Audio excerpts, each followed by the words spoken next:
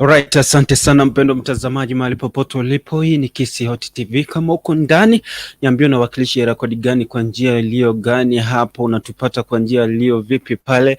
Hapa awali mlikuwa naye Dennis Kurukuntu kuanzia majira ya saa 2 hadi majira ya saa 4 kamili, ambapo amekuleta utaratibu kukukumbusha yale ambao mmeyapitia, yani mnaita throwback activity, hadi wakati unaona zimekatika dakika 19 juu ya saa 4 majira Afrika Mashariki. Tarehe ni 8 mwezi wa 7 mwaka 2021.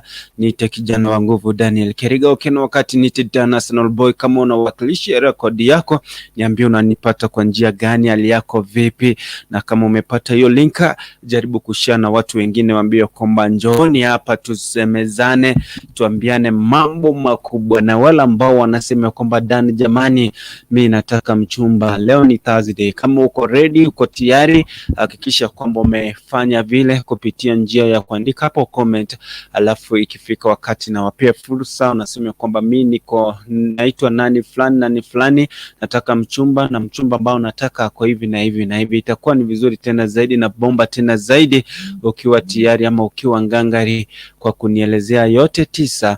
Maybe kama uko pale unaendelea kutufuatilia Kisi Hot TV na kuletea mambo mazuri, mambo bomba tena zaidi kisiasa, na yale yote ambayo yanaibuka katika vitongojini hadi jiji majuu. Tunasema kwamba kutoka Kenya hadi diaspora, yani majuu.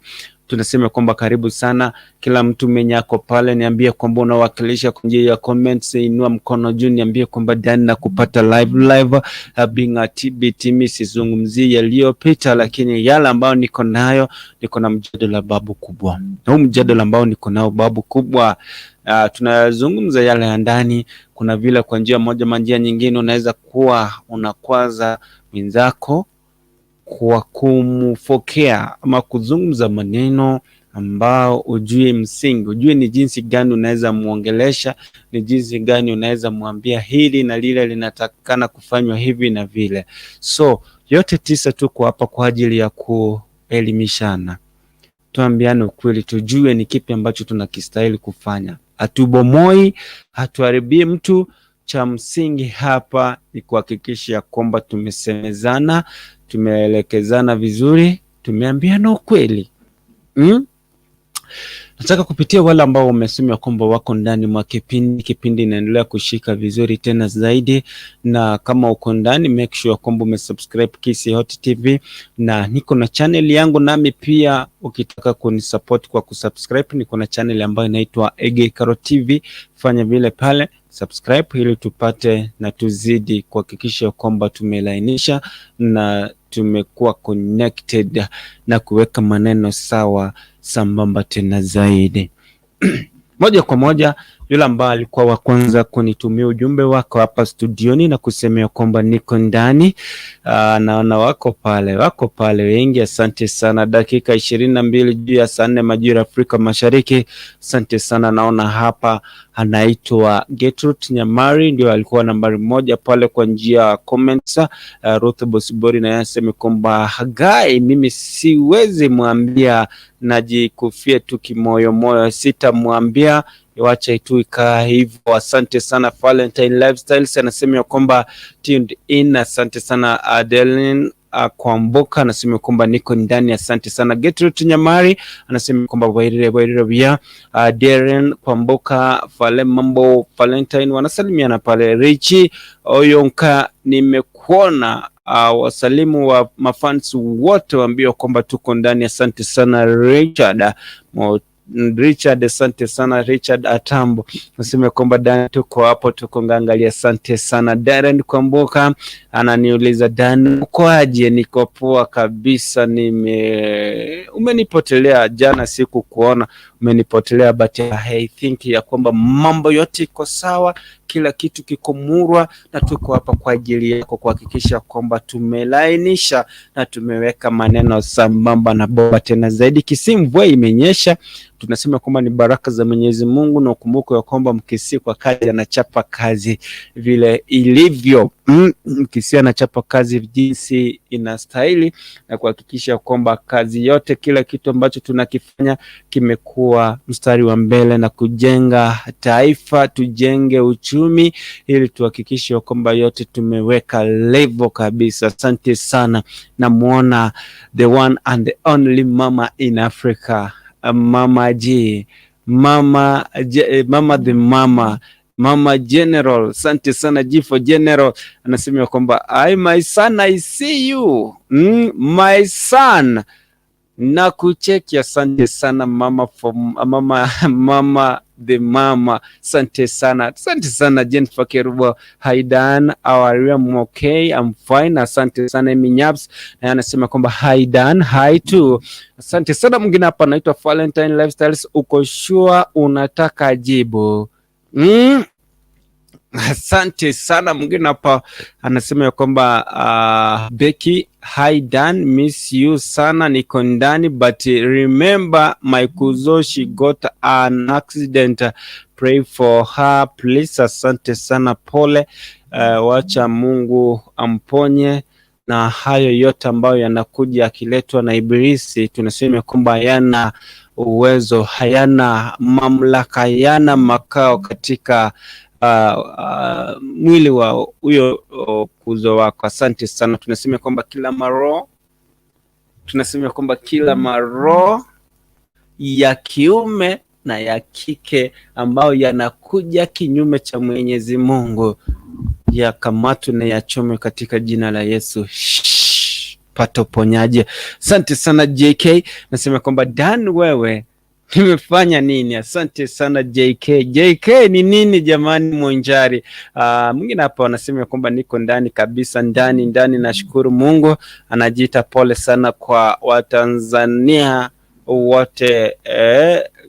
Asante sana GDYG. Asante sana. Kalista Siocha ananiambia kwamba Dan, nakuteki. Asante sana. ENM Lifestyles Melodies anasema kwamba DK niko ndani kama kawaida. Mwingine hapa anaitwa Joseph Anchinga, niko ndani kama kawaida. Cha Vagoire, nataka hapa tusemezana, tuambiane ukweli tu, na iwe ukweli mtupu, kulingana na mjadala ambao niko nao jioni ya leo. Siku kama ya leo itakuwa ni kumbukumbu, na itakuwa imesaidia watu wawili watatu, ili tuhakikisha kwamba tumeweka kila kitu wazi. JK, kama hujaridhika, sema ya kwamba, tumia lugha ambao haiwezi fanya mwenzako asikie kwamba umemdhalilisha. Kama mwenzako aanze kukwambia kwamba wajua hakuna kitu umefanya, na hapo umejikakamua, umejitahidi kabisa, alafu unaanza kumwambia kwamba hakuna kitu umefanya hapo, mwanaume bwege tu, hatatoa nguvu wapi ya kukuja tena kuongezea dosi? Hiyo iwezi fanyika. Hiyo iwezi fanyika. Tutumie lugha. Nataka tu mukija hapa mniambie ni lugha gani ambayo tunaweza tumia, ama ni jinsi gani tunaweza communicate kwa mpendwa wetu ama mpenzi wetu aelewe ya kwamba unahitaji tena. Asante sana. Mwingine hapa anaitwa Joseph Anchinga. Dan, nani alikunyoa kipara gaki? Mimi sijanyoa kipara my friend, iko nywele. Mimi sijanyoa kipara my friend. Wewe kwa hapo tu kila siku unaniambia nimenyolewa kipara namna gani? Mimi sijanyoa kipara. Hata nikinyoa kipara jamani, iko shida kweli, iko shida. Joseph Anchinga, umeanza kuniingilia. Sema ya kwamba Faya alienda wapi, Judafta alienda wapi? Wacha na kupita hapo kando na kuelewa baba. Asante sana. Anyway, asante sana. Salimia watu wote huko mahali ulipo. Natumai ya kwamba mambo yote iko sawa kabisa. Joseph Anchinga. Asante sana. Kalista Siocha anasema kwamba mwanaume Mkisii uwezi mwambia kitu kama hiyo, utashtukia kofi kwa mashafu. Unaniongelesha hivyo nini man? lugha. Tunataka kutumia mbinu tofauti, mbinu mbadala, mbinu ambayo inaweza tusaidia tusipigwe hayo makofi. Asante sana JK, nasema kwamba mwambia atoke mara moja. Good vibes, asante sana. Ngine hapa naitwa Adelan Komboka Tinda Igota Mente. Hey. Valentine Lifestyles Kalista ya Adelan Komboka. Mwambie Tinda Igota, wewe mwambie kwamba sijashiba.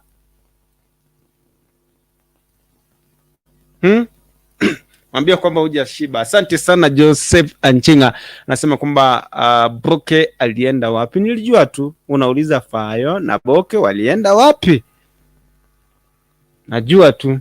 Next una type tu useme kwamba Avaya alienda wapi. Asante sana. Asante sana kwa wale ambao wote wako ndani wanawakilisha nusu saa juu ya saa 4. Moja kwa moja nataka tuambiane ukweli. Ni masaa ambao tunaambiana ukweli. Tunaweka kila kitu wazi. Na tukiweka kila kitu wazi, basi utanisaidia, nitakusaidia, tutamsaidia. Ni vigumu sana. Napata ya kwamba mwanamke hajatosheka lakini amenyamaza tu.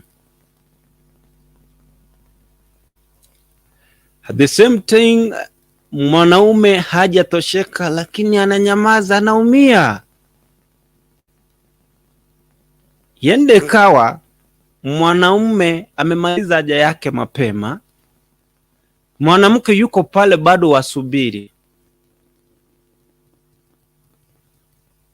Tunataka utuambie tunaweza fanya aje ili kila mtu aridhike na kila ambacho ako nacho.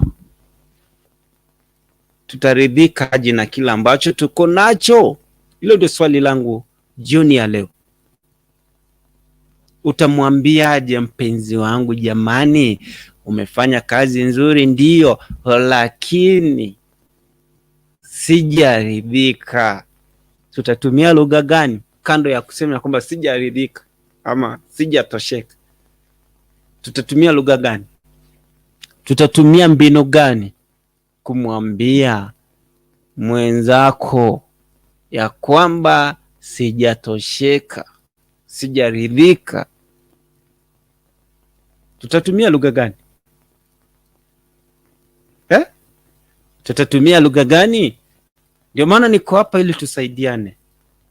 Na wale ambao wanataka wachumba, before tuingie kwa ndoa, lazima tujue ni kipi ambacho tunaenda kukifanya kule.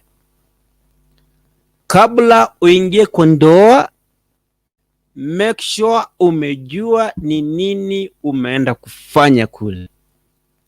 Tumeelewana? Nite kijana wa nguvu Daniel Keriga. Kina wakati nite Dana Senobo. Wala ambao waje subscribe Kisi Hot TV fanya vile, na wala ambao waje subscribe Egeikaro TV fanya vile jamani. Kuna mambo mazuri ambayo nimekuwekea kule Egeikaro TV, make sure ume subscribe na mambo itakuwa bomba na mura tena zaidi. Comments zinaendelea kujaja hapa. Comments zinaendelea kuanguka hapa nyingi sana. Joseph Anchinga anasema kwamba unamwambia Nkuni naende. Niguzishe tena. Yasmin Bonidabo Emma anasema kwamba hello Mr. Keriga. Nice look. Asante sana. Hope your day was good. My day was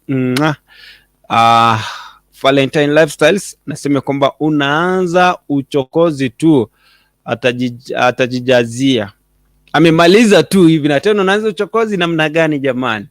Asante sana Judith Komboka nasema kwamba hello Dan, niko ndani from UAE na wakilisha. Asante sana Kalista Siocha nasema kwamba warembo waolewe na wale wako na, anasema kwamba wako na rungu kama ya punda.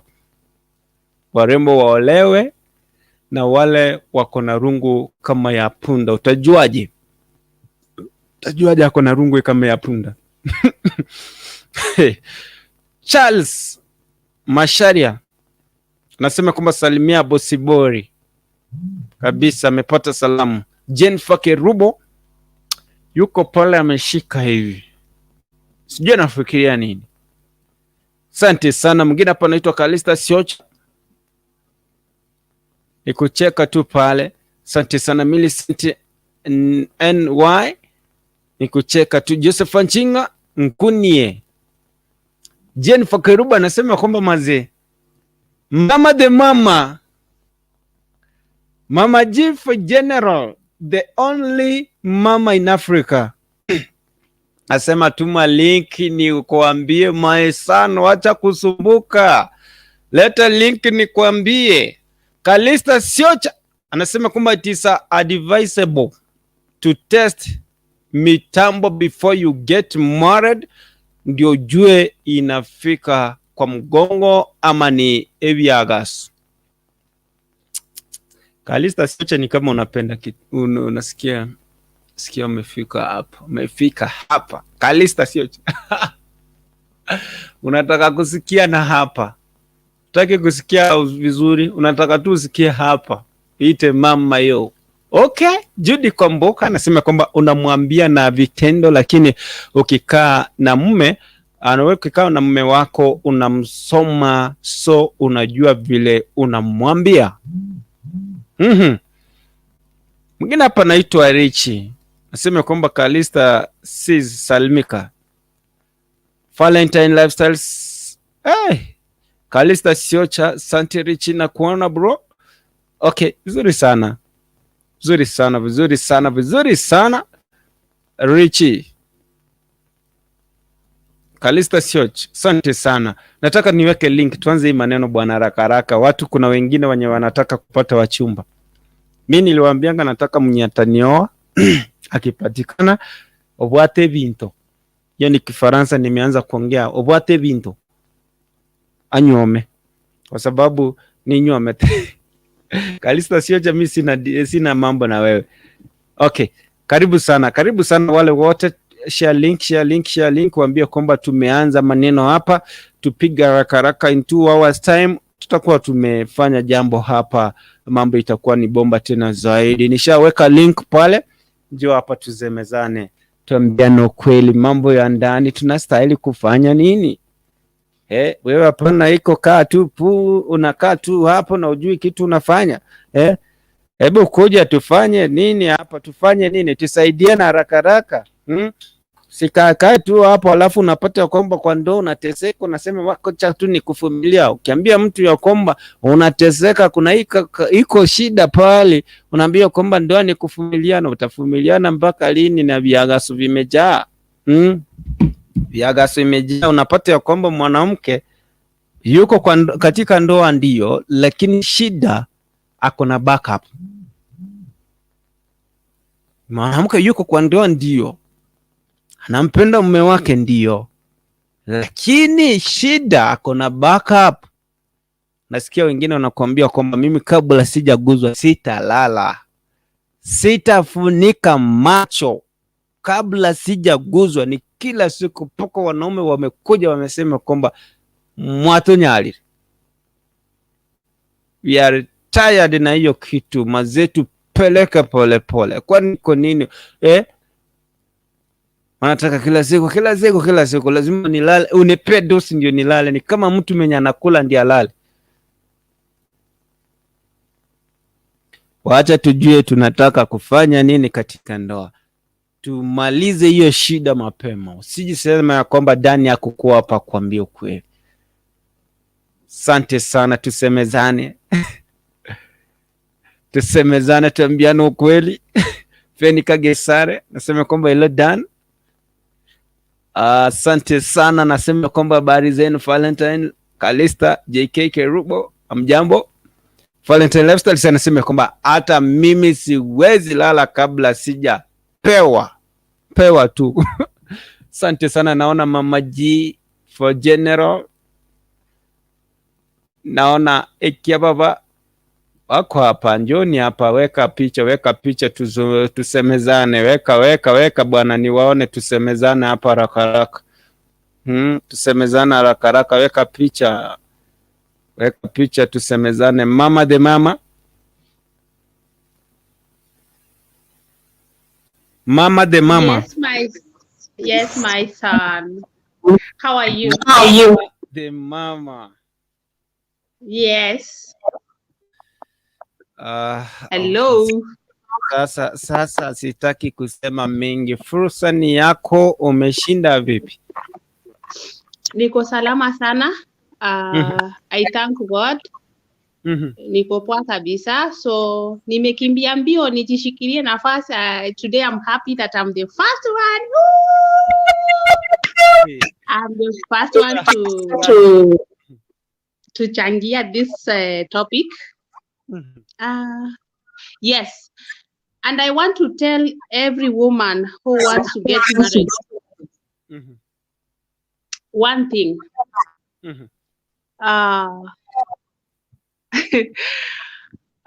Au mama nini fuck boys ndio wako na hizo vitu kubwa zenye zinatoshana punda. Okay?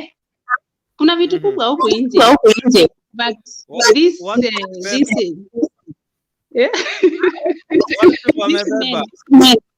kuna watu wamebeba.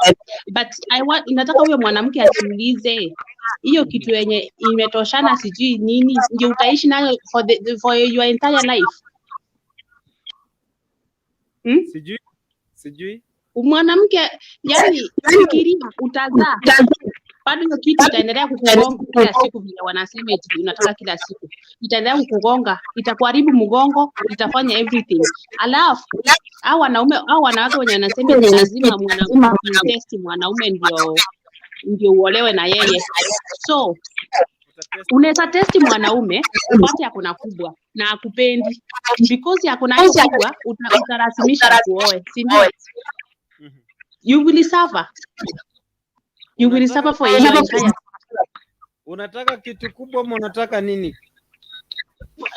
I want people to understand that marriage is a companionship. Yani mtu mwenye unapenda, unaweza penda mtu mwenye ana na satisfaction inaanzia kwa kichwa, kwa akili yako. What you think is what happens. Kama bwana yako kuna kitu tosheka na hiyo, usienda ukipinda unapatiana watu wanachimba wenye wako na kubwa wanachimba alafu naletea bwana yako mtaro unaanza kusema utosheki. Hiyo ni nini? Effects of sleeping with numerous men. Alafu mkiuto ati kuna mademu wako maji wako mitaro na unakataa ati hakuna demu maji. Wako unajua wacha nikwambie wademu wako anyway. You cannot mwanamke aisipita anapita na lalishwa na kila mwanaume alafu arudie huyu bwana yake mwenye akona size ndogo. Sio ni match already. Na unajua hiki ni elastic. Sometimes ina lose muscle. Hii muscle ikiisha si mwanamke bwana yake akiingia anaingia tu kama anaingia kwa kisima. One thing inaweza ambia mwanamke anza kutosheka na sex kutoka kwa kichwa yako. Oh yes. Anza kutosheka nayo. Unajua unapenda huyu bwana wako mwenye amekuoa, love the man. Kaa na yeye. Wacha hizi vitu eti anitoshelezi. Now there is a lot of ways you can tell your man that you are not satisfied. Baby, let's do this today. Yani the man is your friend. Talk to him. Line with him. Si eti wakati amechoka itiwe kila siku unataka kuingishwa. Hata hiyo kuingishwa kila siku unakuwa si mtaro. Wacha muscles hata siku 3 4 wiki mzima si relax. Hiyo kitu haiendei mahali. Hiyo kitu ni yenu mtaigonga. Aiendi mahali, mpatie chakula mzuri, strong, mpikie miogo, something strong. Next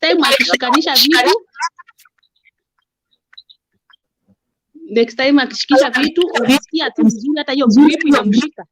Akiingisha unasikia bwana yangu ako ndani.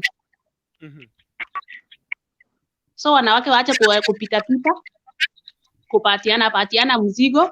Wakidhani eti wakianza kutusi mabwana zao wenye waliwatoa nje. By the way waliwatoa kwa barabara wakawapea China yenye wanaita eti hawatoshereshi. Yeye ndio mtaro. Na akiona hivyo wacha akanyage kubwa atoke kwa hiyo ndoa. Yes. Aache kuletea kijana wa wenyewe stress. Ala, ama namna gani? Ala. Akanyage kubwa aenda atafute hizo rungu hizo za punda, atafute hizo talimbo, atafute na huko nje. Mama Jifo Jero.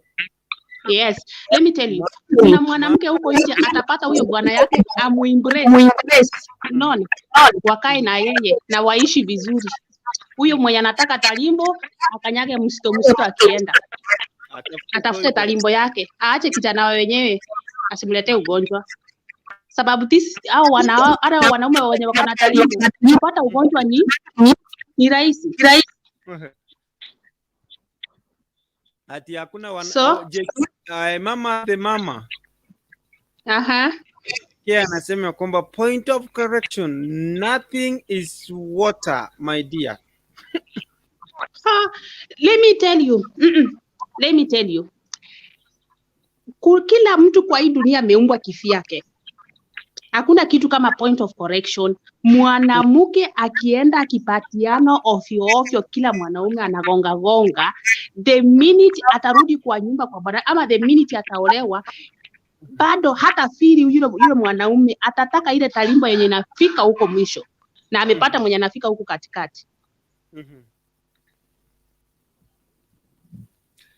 Okay, maoni ya mama atapata mwenye amefika huko katikati.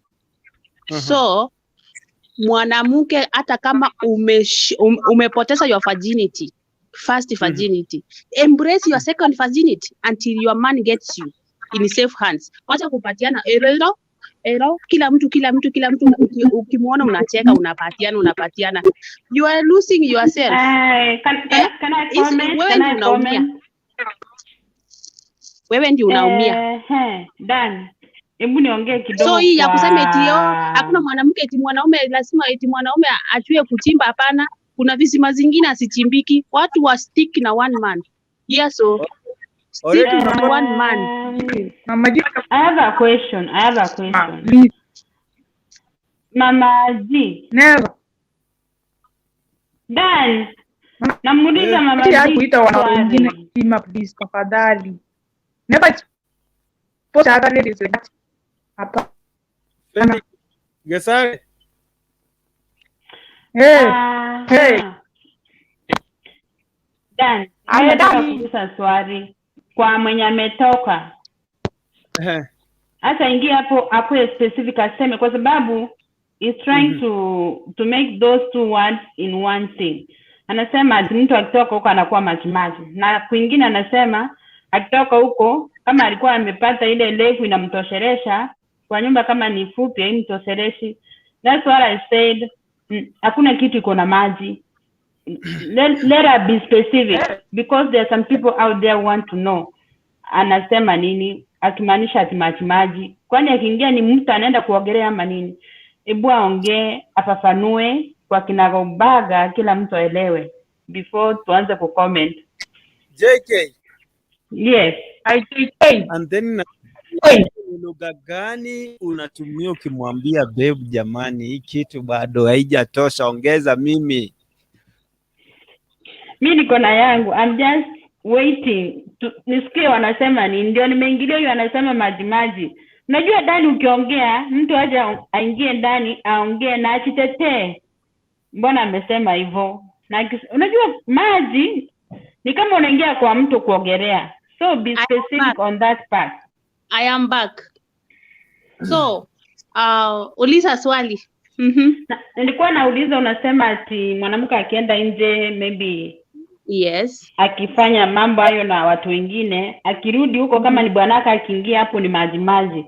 What do you mean by maji? Is it that akiingia hapa atakutana na maji, or is it going that akipata hapa atapata imeenda ndani ama ni anaingia puru? What do you mean puru? Because wewe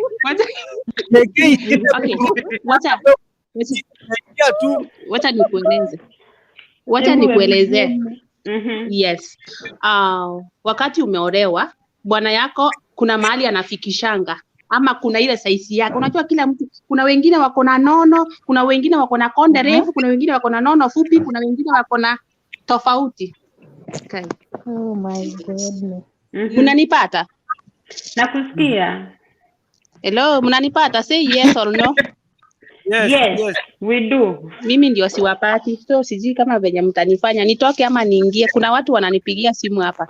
So nilikuwa nasema kuna size ya bwana yako. Kuna mwanaume mwenye akona kubwa nono fupi, mwingine akona konde refu. Sasa ukitoka huko nje ya ndoa yako unapatana, kuna mtu mwenye akona kubwa. Sasa maybe bwana yako akona konde, kuna mtu mwenye akona kubwa yenye inaingia inachimba hiyo place, si ndio? Umekuja kwa nyumba that night, maybe bwana yako on the mood, anakuambia babe, si unipe. Ukimpea atafanya nini? Atamigereli kama kawaida, kama kitambo, ataingia bro, ataingia kama mtu mwenye anaingia kwa swimming pool. Si ndio? Sababu hapo awali ulipatana na mtu mwenye anachimba, amechimba the whole day, alafu bwana akitaka unampea, anaingia. I have a question. That's what I mean. Kidogo niingie sababu siwapati hiyo yenye mnaniuliza sauti. I have a question. Does it mean kwa sababu mkioana maybe mlikuwa wakonde, mkikula mwili unabadilika inakuwa vizuri. Does it mean when you increase or when you gain weight, ile kitu it remains the same spot or nayo inanona? We need to, you know, you people okay, kama mimi nikiolewa nilikuwa mkonde, sasa nimebadilika. So my question is, kama mnasema wanaume wako na hizo vitu kidogo na nono na fupi, whichever way, wakinona zile vitu zinapaki tu huko ama nazo zinaongezea? Aziongezei. Kwa hivyo ni mwili tu unaongeza. Pura, I'm back. So, nimewajibu kama kuna ingine ukinielewa, sababu mimi wewe mama nani ulikuwa unasema ati huyu mama ametoka nje, ameenda maybe bwanaka alikuwa ni bwanaka akiingia inakuwa tight. Sasa ameingia amepata, anaenda bururu hiyo yenye umesema. So does it mean huyu mwanamke akienda huko nje akifanya hiyo mambo anapanuliwa sana ama what does it mean? Let me tell you sweetheart, ndio nataka unisikize. Muscles zinakuwa loose. Are you getting me?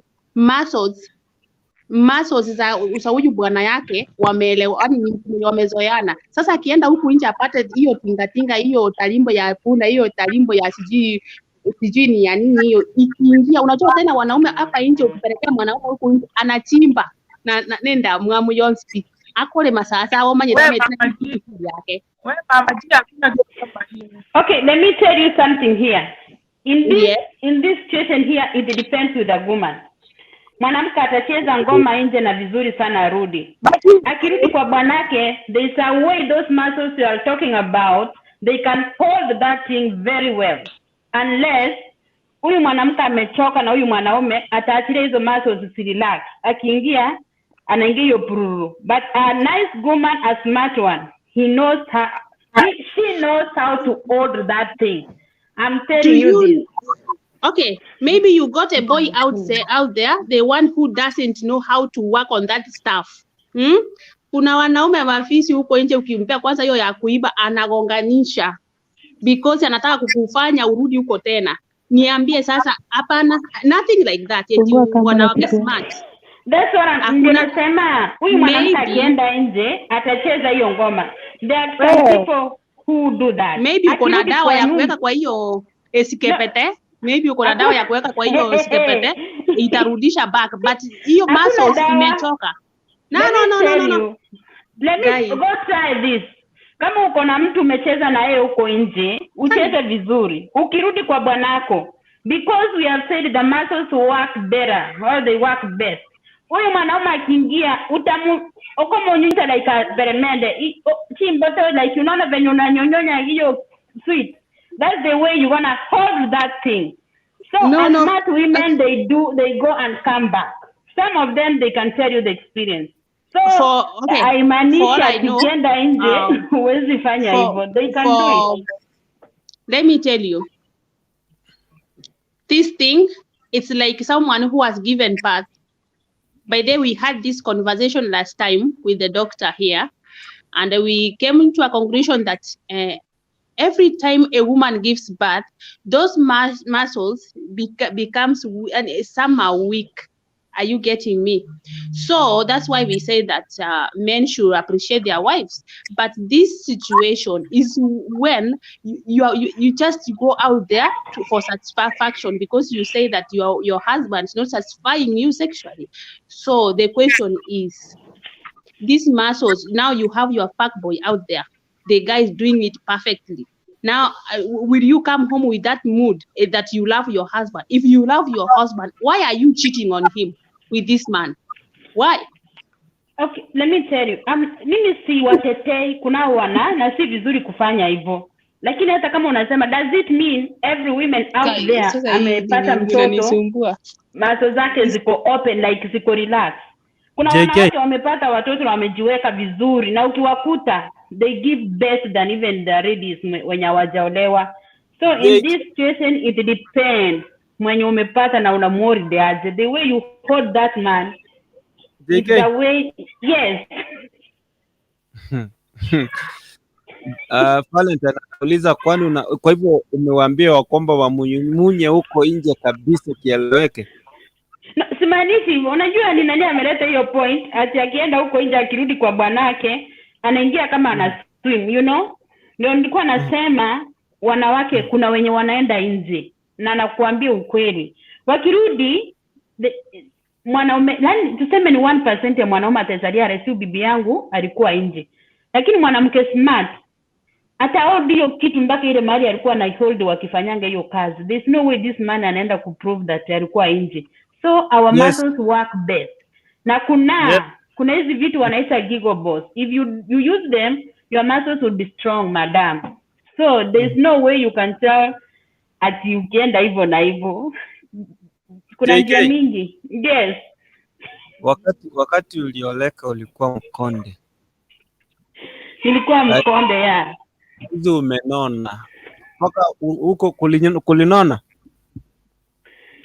Ukikula vizuri utanona everywhere. There's no way utanona atunona kifua ukonde kwenda nyuma. If you eat diet, hiyo diet inaenda mwili mzima. Haiendi kwa mikono ama nini. Mpaka hapo unanona. Unanona vizuri sana.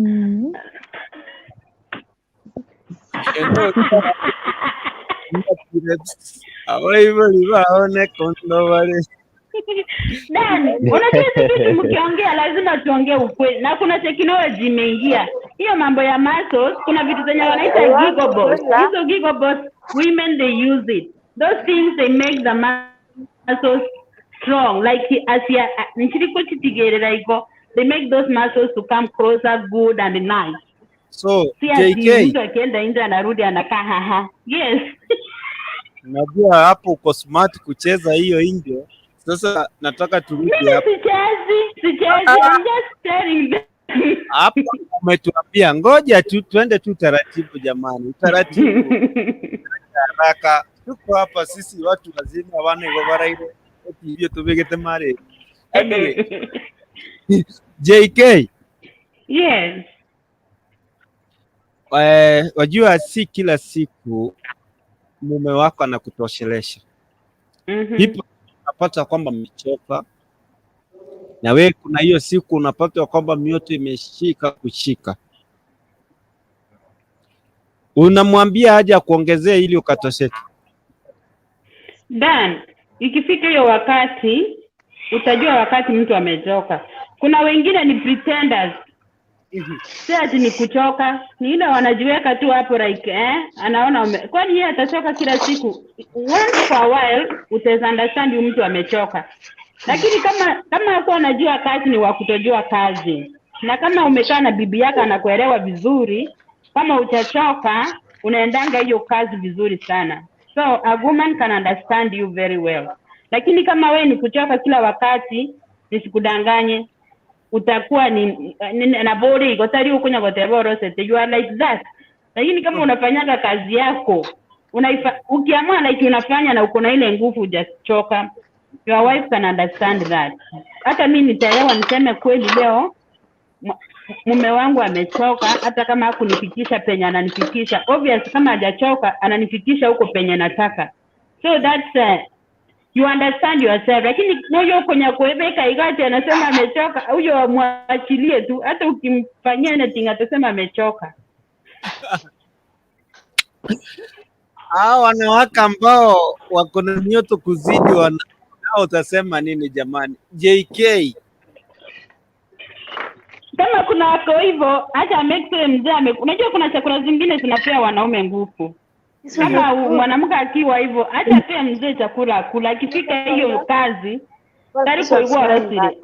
Ako rega simbaka omusubati orosa. Kanya bako mama chero gani ngachiko wakoli sesigitanda forget about it. Atachoka. So moenda gire renkong yenye namfanya afanye kazi. Usilaumu mzee kama hujampatia chakula kwanza kutoka kwa meza. So kama hapo senenki alafu uende kusema ameshindwa kazi. Wewe ndio ulishindwa kwanza. Kama ntobatie kutumbelia basacha bao na rasmi baba satisfy. Ikineke ntoka kwa on time. Pole pole mnajuana. Si eti mnamuikatelia tu lazima nataka unisocialishe. Hapana, ni pole pole. Pero kama 5 minutes, kama 10 minutes. That's how people should live. Yes, if you feel like you are not satisfied, you better divorce him ama ukanyage kama uwezi vumilia hiyo process ya kusiwana na bwana. Okay, asante sana mama the mama. Yes, my okay. Son. Kia baba, kwanza kabisa wacha ni recognize wale wote ambao wako hapa. I want to recognize Kia baba, I want to recognize favored one, I want to recognize honorable in waiting. Evans Nyakundi Maina, Lifestyles Melodies. Hizi ni mwimbaji anaimba vizuri sana na YouTube channel. Kama mnataka kujua vile anatoa sauti ya kutoa nyoka pangoni, tembelea YouTube channel yake ambayo inaitwa ENM Lifestyles Melodies. Nataka ku recognize Fenika Busare. I want to recognize Ndari Matireps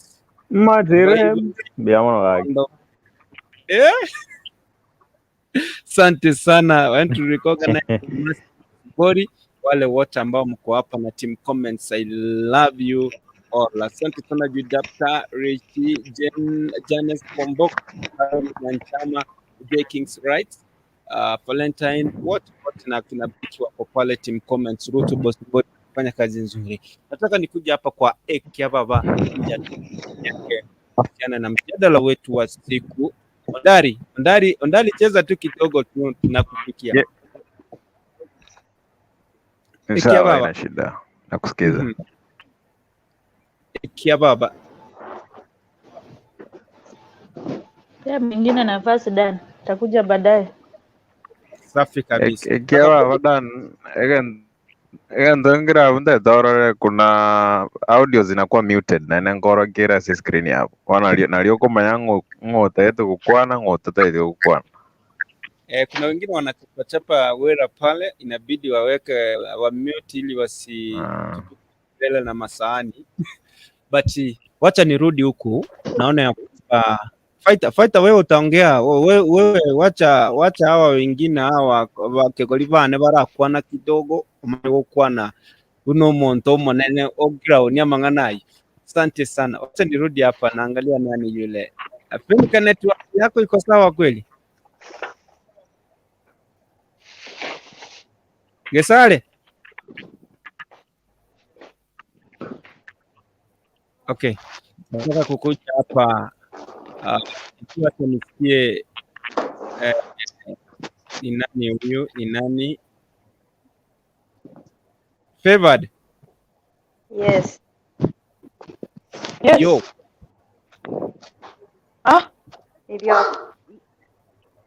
Nilitoka hapo kwa yo. Eno sawa na agotire. Basi endelea. Kitu ukipewa utakula. Chipo. Haya kitu le.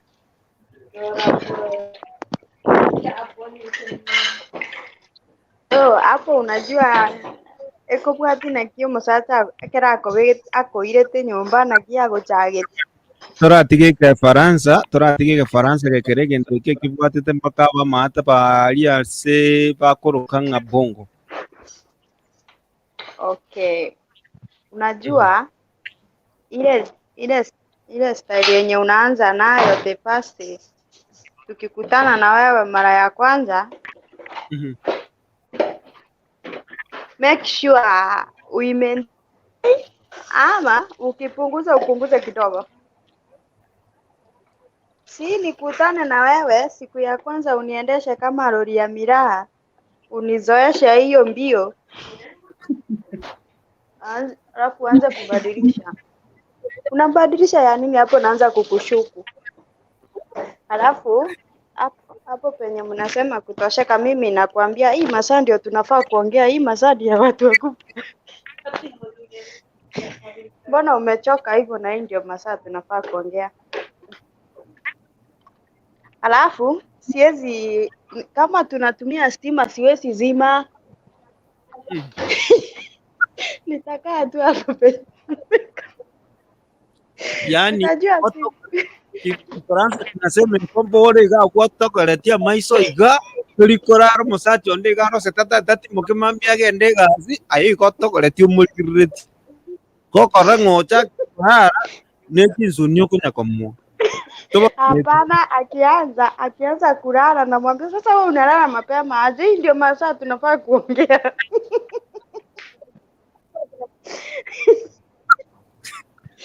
Lakini njia ni mingi za kumwambia we uko penye unafikanga. Si eti, na by the way, si eti inakuwa siku moja siku mbili amekosa kufika hapo alafu aache kulala. Hapana. Unajua, unaweza jua huyu mtu ndio amechoka, lakini huwezi choka mwezi mzima. Hapo labda umekuwa na wengi, sasa unashindwa kumaintain. Ukichoka, tuseme kama weekdays, kama kazi yako ni ngumu, I'll understand. Niseme hata hivyo anajaribu, bora anaekea mahindi mbolea kila siku. Hata kama ni kidogo, kuna siku atachajiria. Lakini ifike umetoka kazi saa 8, nimekupea chakula, umepumzika hapo kwa nyumba. Alafu ifike usiku unipake mate. Hapo nayo hapo nayo unajua hiyo kitu inasafanya mwanamke ahame. Kwa sababu ufiki umepunguza, hata anarudi kwa anashindwa kusema kwa nini amehama. Unajua unaulizwa amgombanangi na mzee wako. Ni nini mbaya? Hatujawahi sikia akikukimbisha. Kwa nini umetoka kwa unashindwa kuambia? Hii mwaka mzima afiki. Hii mwaka mzima nimemvumilia. Hata nakosa usingizi amenipea. Sasa wewe unafika unasema amenipea stress. Hata silalangi usiku. So, na si eti ni stress zingine, anakupea kila kitu lakini unasema ulalangi. Kwa sababu amepunguza. Akipunguza zaidi ya mwezi moja, miezi mbili, muulize mume wangu shida imekuwa wapi? Vipi hivi? Akueleze. Labda kama amedevelop shida, mwende muangaliwe. Ajue shida ni gani? Na kama ni diet imekuwa mbaya, unabadilisha diet juu wewe ndio unataka, wewe ndio ufiki, juu yeye complain, wewe ndio una complain. So lazima ubadilishe diet. Ama kama ulikuwa unakaanga hiyo sukuma ya kitunguu na unaweka mafuta kidogo, ongezea roiko. Uone, nikimpea hiyo roiko atakula ugali zaidi vile anakulaga. Favored. Si watoto wamelala? So kama watoto wamelala, roiko gani hii ya kununua kwa duka ya 5 bob tunaongeza roiko mchuzi ama roiko gani specific?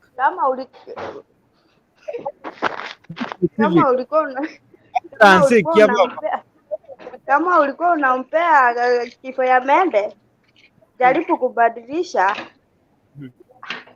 Watu wanasema eti dog style ni ya madevo worship. Mulisikia wapi? Ni mliona wapi? Jaribu kubadilisha uone ukimbie kutoka atafikisha. Hiyo ikizindikana basi geuka side. Aone kama alafu sasa kama afiki kabisa mwambie mume wangu kuna shida. Au kukuaga hivi. Shida iko wapi? Okay. Favored. Wacha nilikuwa nataka kuongezea juu yako kwamba mwanaume kama alikuwa anafikisha saisi afikishi na wewe umuhanyi huko nje, huyo bwana yako ako na stress. Stress inaweza fanya hiyo kitu ishirinki ikuwe kama ya mtoto. Unaona? So kama wewe mwanamke mwenye hodari unajua bwana yako ABCD, unamkalisha chini, unamuuliza baby are you okay? Kwanza hiyo china peke yake are you okay? He will be like, yani hiyo peke yake ina calm hizo nerves. Au unasikia anaanza kukuambia biashara yangu sijui nini, yani anaanza kukuambia shida zake. But wewe ukiwa na kiere, siku hizi unitoshelezi. Sasa mwanaume bado kitu inashirini. Ni nani? Mwenye anaongea ni nani? Yaani ikuite jida yako. Stress za kazi achia kwa gate. Stress za kazi achia kwa gate. Mkigombana achia kwa gate. Unajua ni nini? Unajua ni kwa nini mwanaume anafanya? Let me tell you. Of course stress za kazi waache. Huyo mwanaume ndio breadwinner kwa hiyo boma. Anaogopa kukuambia eti kazi yake imeisha. Unaona? Anaogopa, anajiuliza sasa atakuwa less of a man. Na sio wanawake wa siku hizi amtakangi eti mwanaume akikosa kazi mnaanza kumpelekea mdomo juu. So this man wewe mwenyewe anakuogopa. Yes, wewe mwenyewe anakuogopa. Kitu ya kwanza, kitu ya pili anaogopa anaweza kukulusi akikwambia kazi imekosa.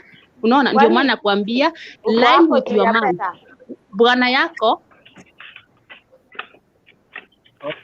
bwana yako kuwa rafiki na yeye. Tuwe wafupi. Bwana yako kuwa urafiki na yeye so that akiwa na shida anakuwa open, anakuja kwa nyumba immediately the same day mna solve hiyo shida.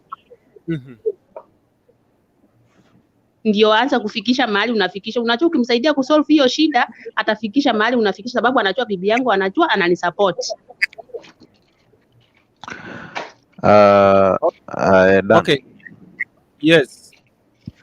Nonganjire nkwana iga ntaranda turubania bintu gitebego kimoina. Bwana lakini tukwane abantu mbara batari kuigwa Kifaransa iki. Good. Nitazungumza kwa Kiswahili nichanganya pia na Kizungu kidogo. Sasa naona hapo kuna warembo wangapi? Kuna watu wengi ambao wanasikiza huu mjadala na kuna watu wakubwa vile vile. Nimeona ENM lifestyles pale ni mtu ambaye ni amekomaa, ni mtu machua, anaelewa haya maneno vizuri kutuliko sisi wote. But nikiwarudisha pale nyuma, kabla uingie kwa ndoa, kabla uamue una settle na mtu, lazima umjue, ujue uzuri wake na ujue ile weakness ambayo ako nayo, na kama kuna uwezekano unaweza ibadilisha, basi ndio mnaamua wacha tuoane. Kwa nini? Uko satisfied that's the best partner you need in life. Ndari. Naam. Usiweke kwa mdomo sana. Okay, sorry yeah. Okay, tuendelee. So, kabla uingie kwa ndoa lazima uagree, uangalie vitu za maana ni nini. Cha kwanza ni anaweza kunisozolesha kimapenzi. Cha pili, tunaweza jikimu mahitaji yetu, tunaweza yakimu vizuri. Cha tatu, ni mtu ambaye anaweza nipenda, ama ni mtu anaweza nigeuka, ama ni mtu ambaye tutasumbuana na yeye. So kama those are three basic things. There is sex, there is housing, there is love and respect. So kama hizo zote ziko satisfied, mtaingia ndani muishi vizuri. Haya, mjadala hapa niliona utazungumza aje na mpenzi wako kama analegea mahali fulani ili aweze kurudi vile alikuwa before.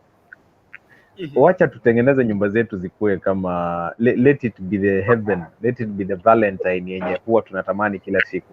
Wewe kama mwanamke unajua kazi yako ni kumake sure bwana wako anaishi vizuri, ako na raha na tabasamu kila siku. Ndio hata wakati mnaingia kwa hilo tendo la kufanya mapenzi, mnajipata mko already prepared. Mwanamume akija kwa nyumba kuna raha, unampokea vizuri, umemwekea maji pale, umemwandalia chakula kitamu, mnakula vizuri, mko yani, kwa hiyo environment hauwezi kuwa na mind yote ya kufikiria kitu chochote kibaya, na kama hata ulikuwa na stress zitaisha. Mnaingia katika ile environment ya kufanya mapenzi, na hakutakuwa na excuse hata kidogo eti yeye leo nimelegeza, kesho sijui nini. Na hilo tendo huwezi lifanya kila siku. Kuna siku mnakuwa na mood na kuna siku yenye hamna mood.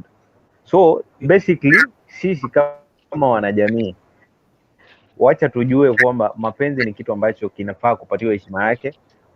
Tusichukulie ya kwamba ni kutoa haja ama kujitozelesha tu, ikiisha endea mwingine. Hiyo ndio imetuharibu vichwa, imeharibu akili. Ndio maana unapata sisi kama wanaume tukitembea mtaani, wengi wetu ni kuangalia matako ya wanawake wa wenyewe wenye wanatembea. So kabla uamue kuingia kwa ndoa, huyo mwenye unaoana na yeye vile yako, kuwa satisfied kwamba hiki ndio nimechagua. Kubaliana na yeye, mtest kila mahali, ujue huyu ndio utakuwa na yeye kwa maisha yangu yote. Kila ambacho nataka yeye ndiye atanipatia. Kama ni morning glory, yeye ndiye atanipatia vizuri. Ukitaka test wote, but uchague the best mwenye unajua zile qualities zenye nilikuwa nataka kwa maisha ndio hizi. So hapo ndio sisi tunapotea, tunaharibu mapenzi kabisa, tunaharibu kila kitu. Hayo ndio nilikuwa nayo bana, nawatakia kila laheri, tuendelee na mjadala. Wako. Wako, asante sana, nataka kuenda kwake moja kwa moja. Asante sana Dabokara na kucheki pale, Mary Kerubo na kucheki Minyaps. Nataka kuenda kwake Masi Bosibori. Masi Bosibori, habari yako? Nzuri sana, na wasalimu nyote wenye naona na wenye wako kwa comments. Sasa chenye mimi naweza sema kuhusiana na mambo ya kimapenzi, vile tu mwenzetu amesema, inabidi mjuane kwanza. Mwanzo mnajuana, mnaingia kwa ndoa ikiwa vipi, mnafanya mambo yenu vipi. Huyu nikimfanya hivi nitafika pale nataka kufika ama ni aje. Then sasa hiyo place ya kuuliza ati kama nataka unisatisfy, hauulizi kwa mdomo jameni. Haifai kabisa unamuuliza. Sasa hiyo hakuna kitu utakuwa umefanya, kwa sababu si mdomo unaofanya hiyo kazi. Lazima kama mwanamke ujue ni maeneo gani unafaa kuguza mwanaume wako, ndio baadaye au amefanya nini, amerecharge. Jumpstart hiyo nini? Yeah. Then si ati ukishajua maeneo ya kumguza unamguza kila siku everything. Lazima uweke mengine kwa store. Usifanye mambo yote kwa siku moja akajua ili likifanywa na ili likifanywa nahitajika kufanya hiki. Hapana. Leo fanya kimoja, mengine weka kwa store. Ile siku unasikia hujaridhika kabisa, hujatosheka, maybe ndio muende kumguza kwa kidefu, mguze. Kuna maeneo tu ambayo tunafahamu. Ukishamguza hivyo ataelewa. Alafu inafaa umwandalie chakula kizuri kwanza. Chakula simaanishi chakula cha tumbo. Kuna matunda na juice zenye ukimpatia zinaongeza hiyo nini, the morale. They add the morale of doing that thing. So cucumbers brand ile ikae hapo ndani badala ya kwenda kutafuta cucumber vile iko hapo. Yeah, watermelon. Sijui kuna matunda mengi yenye yako recommended for that nini sex. Yani tariomoro sirero ngori botamba tumpikie uji ama umpikie ukibane chinsaga every day, atunampatia that energy to do that. No, do something different, beetroot, something like that. Ukishafanya hayo yote, be friendly. Dressing yako inakaaje? You don't dress like wakati uko na watoto kwa nyumba before walale. You dress something different yenye inaashiria kitu fulani. Unajua the moment unafanya hivyo hata before muingie katika the action, anapata the energy hata kama alikuwa amechoka aje. Hiyo ni kazi nyingine tofauti na kazi ambazo watu tunafanya kando. Ni lazima akuridhishe. Usisema ati si kila siku unaridhishwa. Hapana, you have to because it's sickness. Mimi huwezi nifanyie hivyo, okay, sijaoleka, but kuna hiyo knowledge kidogo yenye niko nayo. You can't do something kwa sababu umefanya wewe uridhike, mimi nisiridhike. No, haiwezekani. You have to.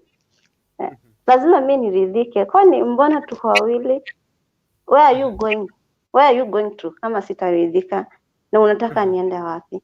So umpikie chakula kizuri, uvae mavazi yenye yanapendeza, yenye yana entice before muingie kwa tendo.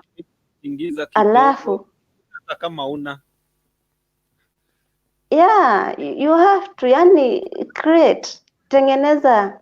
You can even text that person. Unamtext kwanzia mwanzo mkiwa mezani, hata kama watoto wako they will not know what's going on. Unatengeneza mazingira kwanza kabisa, hata mkifika pale to the action. Uwezi niambia ati atasema amechoka. Huyu mwenye amechoka akitoka nje atapata nguvu. Why? Si watu toka kazi direct wanaenda kwa mpango za kando before ingia hata kwa jumba. Kusema tu kweli, they go straight from the work wanaenda lodging ama something else. Why can't you make the environment for yourself? So unatengeneza mazingira mapema, nywele tengeneza kama unajua wengine usema ati the moment you are married umefika. No, haujafika. Kama ni makeup tumia. Kwanza unataka nani akuone? Ujitengeneze kwa sababu ya mtu mwingine pale nje. They will see you. But what next? Jitengeneze kwa yule mwenye uko na yeye. Ndio hata hiyo radha inakuja. Tumia hizi marashi, tumia deodorants. Yani be good. Tengeneza bedroom yako vizuri. Hata bedroom wakati mwingine enda sitting room. Usizoe environment moja tu peke yake. Inaweza fanya asikuridhishe. And panga maneno yako. Chenye unamwambia kwa wakati huo kinafaa sana. Badilisha topic, badilisha maneno yako vizuri, yawe ni maneno ya kufutia. Sasa nimekwambia hapo, ukifika mahali hujaridhika, do something about it. Maybe hizo miguu zako zionyeshe, hizo nyonyo zako, you have to look good first. You have to do action with those things that have been given na Mungu. Na hautawahi sema tujaridhika. Make him to be your friend every day. Usizoe kuomba pesa. He knows what to do. He knows what not to do. Anajua umekosa hii au hujapata hii. Wakati mwingine rafiki yako, halafu wewe mwenyewe unampenda kiukweli kabisa kindani, everything will be okay. Kila kitu kitakuwa sawa. Na usidanganywe ati hafai kukuridhisha ati si kila siku. Okay, si kila siku mtafanya. Siku ingine itakuwa tu ni ya siku romantic ya maneno tu maongezi. But hakikisha wakati mnaenda to the action, everybody is satisfied. Hicho ndio mimi naweza sema. Okay, asante sana Masi Bosibori, umezungumza vizuri sana. Mwenye amekuelewa. Mpaka nimeona J Kings anasema ya kwamba umeongea hivyo mpaka amejisi sasa ako single. Yanaulizwa uko single, lakini hiyo tutaongea baadaye. Asante sana, nataka kwenda moja kwa moja kwake Kerubo, alafu Emi Nyapsi atafuata. Naona Cyprian Mose yuko pale na Princess Tabokara. Acha nichukue fursa, nimpe fursa Mary Kerubo. Habari yako? Mzuri sana. Na mimi wacha nichukue hii nafasi niwasalimie nyota mchambo, lakini ati jambo. Pia mko na mchadara poa sana. Wengine huwa wanapenda hii mchadara. Kuna wale ambayo wanajifunza wajue, sana sana hawa watu wa digital wanataka kujua ni jinsi gani wanaweza fanya hii mambo. Kitu ya kwanza mimi ningependa kuongelelea, hawa watu lazima wakuwe wote wako na upendo. Upendo isikose kati ya hao watu wawili. Haya, kitu kingine hii vitu unapenda hii mjadala, kuna wale ambayo wanajifunza. Iko sawa? Uko sawa. Ndio nilikuwa nimeanza kusikia ikijirudia. Nilikuwa nasema unajua hii vitu naye inaenda na wakati, inaenda na miaka. Mkizaa wana za zile mko moto moto, inataka watu mkuwe na furaha, muwe mumesiba nyinyi wote, hakuna mtu ako na stress yoyote, na muwe wasafi. Hii mambo inapenda usafi sana sana. Mtu ukae msafi, si ati msee kama ametoka ameenda kazi anarudi anafaa, msichana umefaa tu nguo kama sasa umeanza umejipeleka umama na hujafika umama. Ukae smart, yaani ukae vile alikuona akakupenda.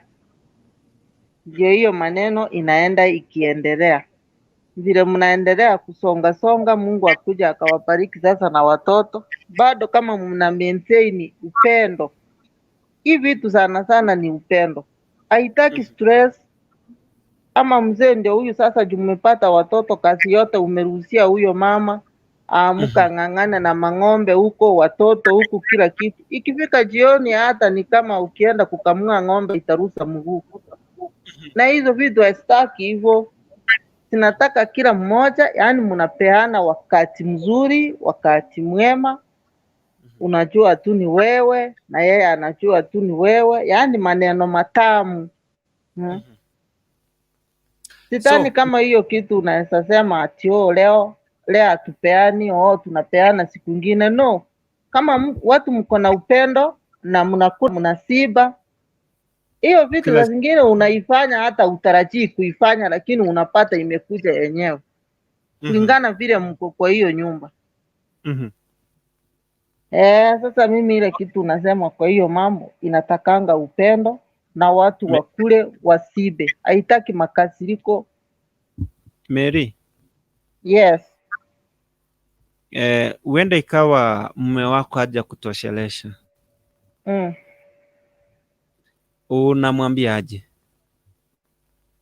Sasa unajua mtu kama mko na yeye mmezoeana na ni mume wako, amjakosana, mko sawa, hapo utamwambia. Sioni kama kuna haya ya kuambia mtu hapo ijafika mahali ilikuwa inataka ifike.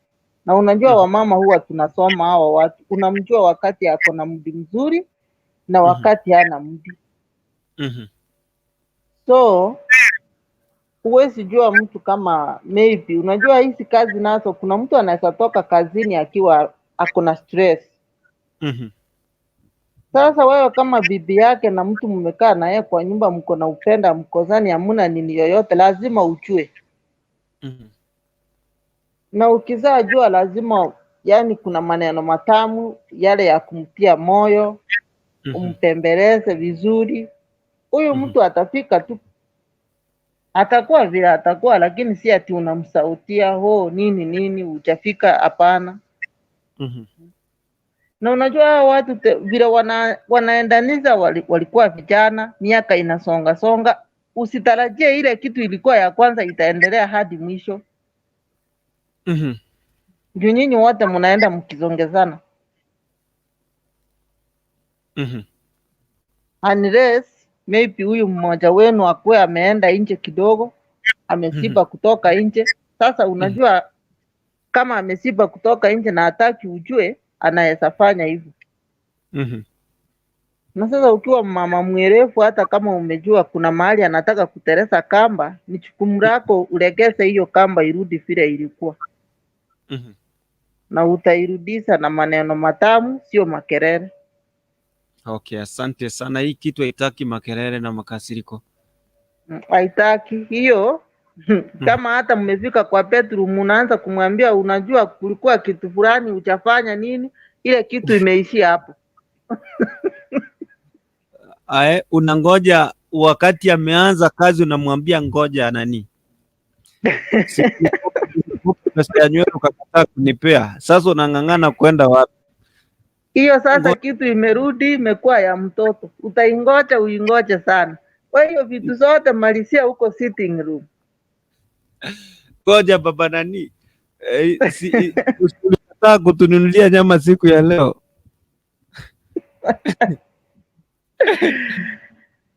Alafu unajua wamama ni werevu sana. Mumama ndiye anaweza amua ufikize kwenye unataka ama usifikize kwenye hataki. Wamama ni werevu sana. Okay, asante sana Mary Kerubo kwa maoni yako. Asante sana, umetupea maneno hapa. Naona zimekatika nusu saa juu ya saa 5 majira ya Afrika Mashariki. Kisi Hot TV ambapo tunaendelea kuhakikisha kwamba tumekufahamisha, tumekuelimisha, kuhakikisha kwamba mambo yote sisi hatubomoi, tunajenga. Kuna kitu ambacho tunajifunza moja mbili, kuna wale ambao ni wataalamu na wako na ujuzi wa hali ya juu, wanatusaidia wale ambao tunaingia ama tuko safarini, tunaelewa tunakanyaga wapi, tunaacha kukanyaga wapi. Asante sana. Nataka kurudi kwake Amy Nyaps, alafu nikuje kwa Maria and then Fighter atuweke sawa kama baba yao. Amy Nyaps. Dani. Yes. Mko aje? Fighter leo umechange china it lifestyle melodies guy. Wawawa. Oche bunatererete tiga tukwanirwa abantu batari kuiguno oche bunatererete. Yaani bako no inchi na kumini ngagwa. Metikese nyegorige ri Fighter bano.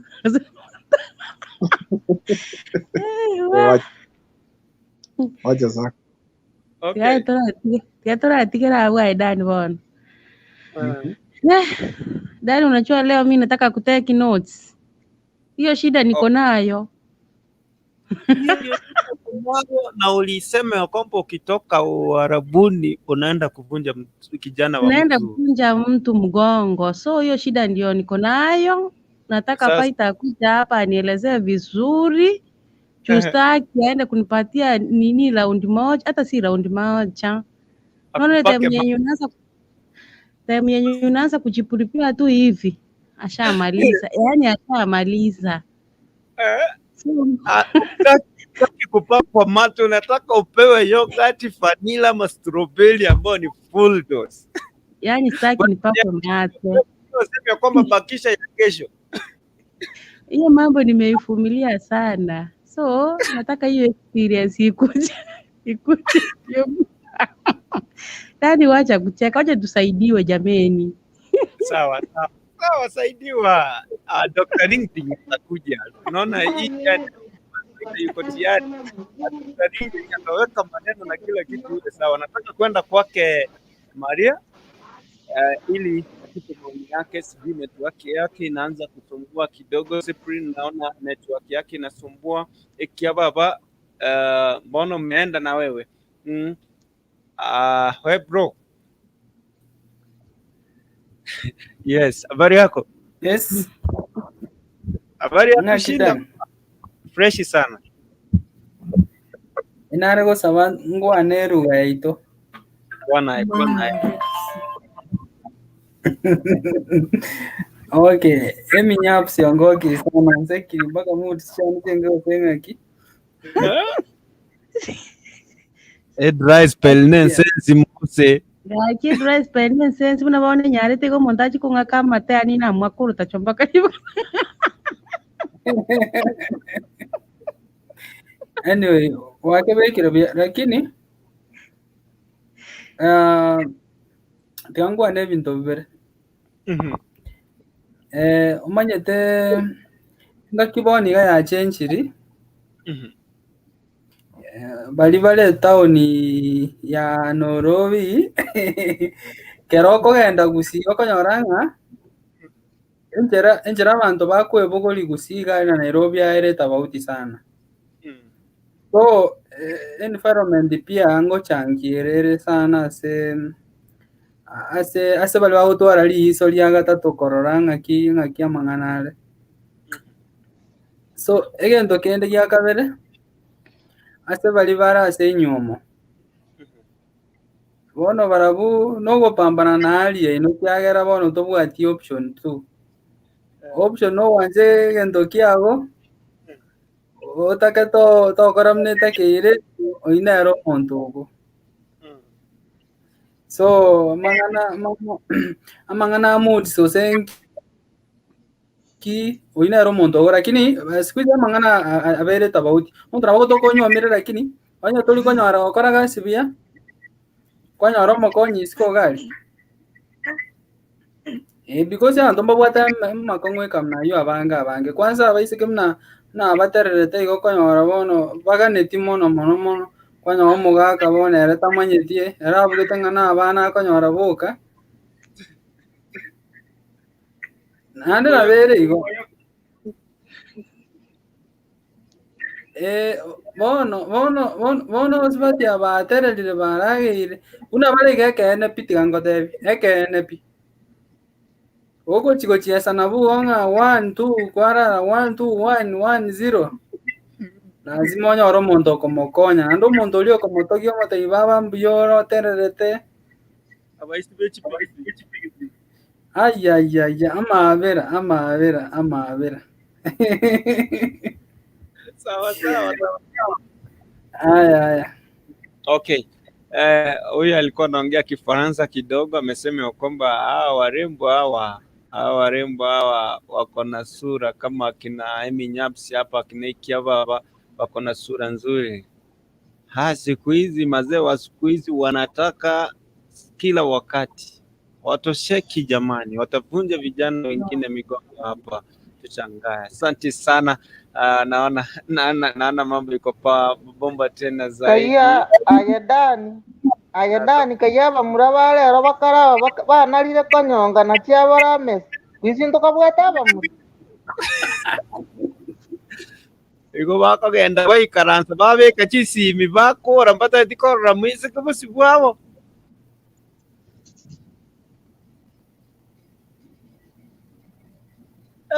Yawa mpaka yani mpaka wakubwa wetu wanajua kwamba vijana siku hizi ni kunyonga tu.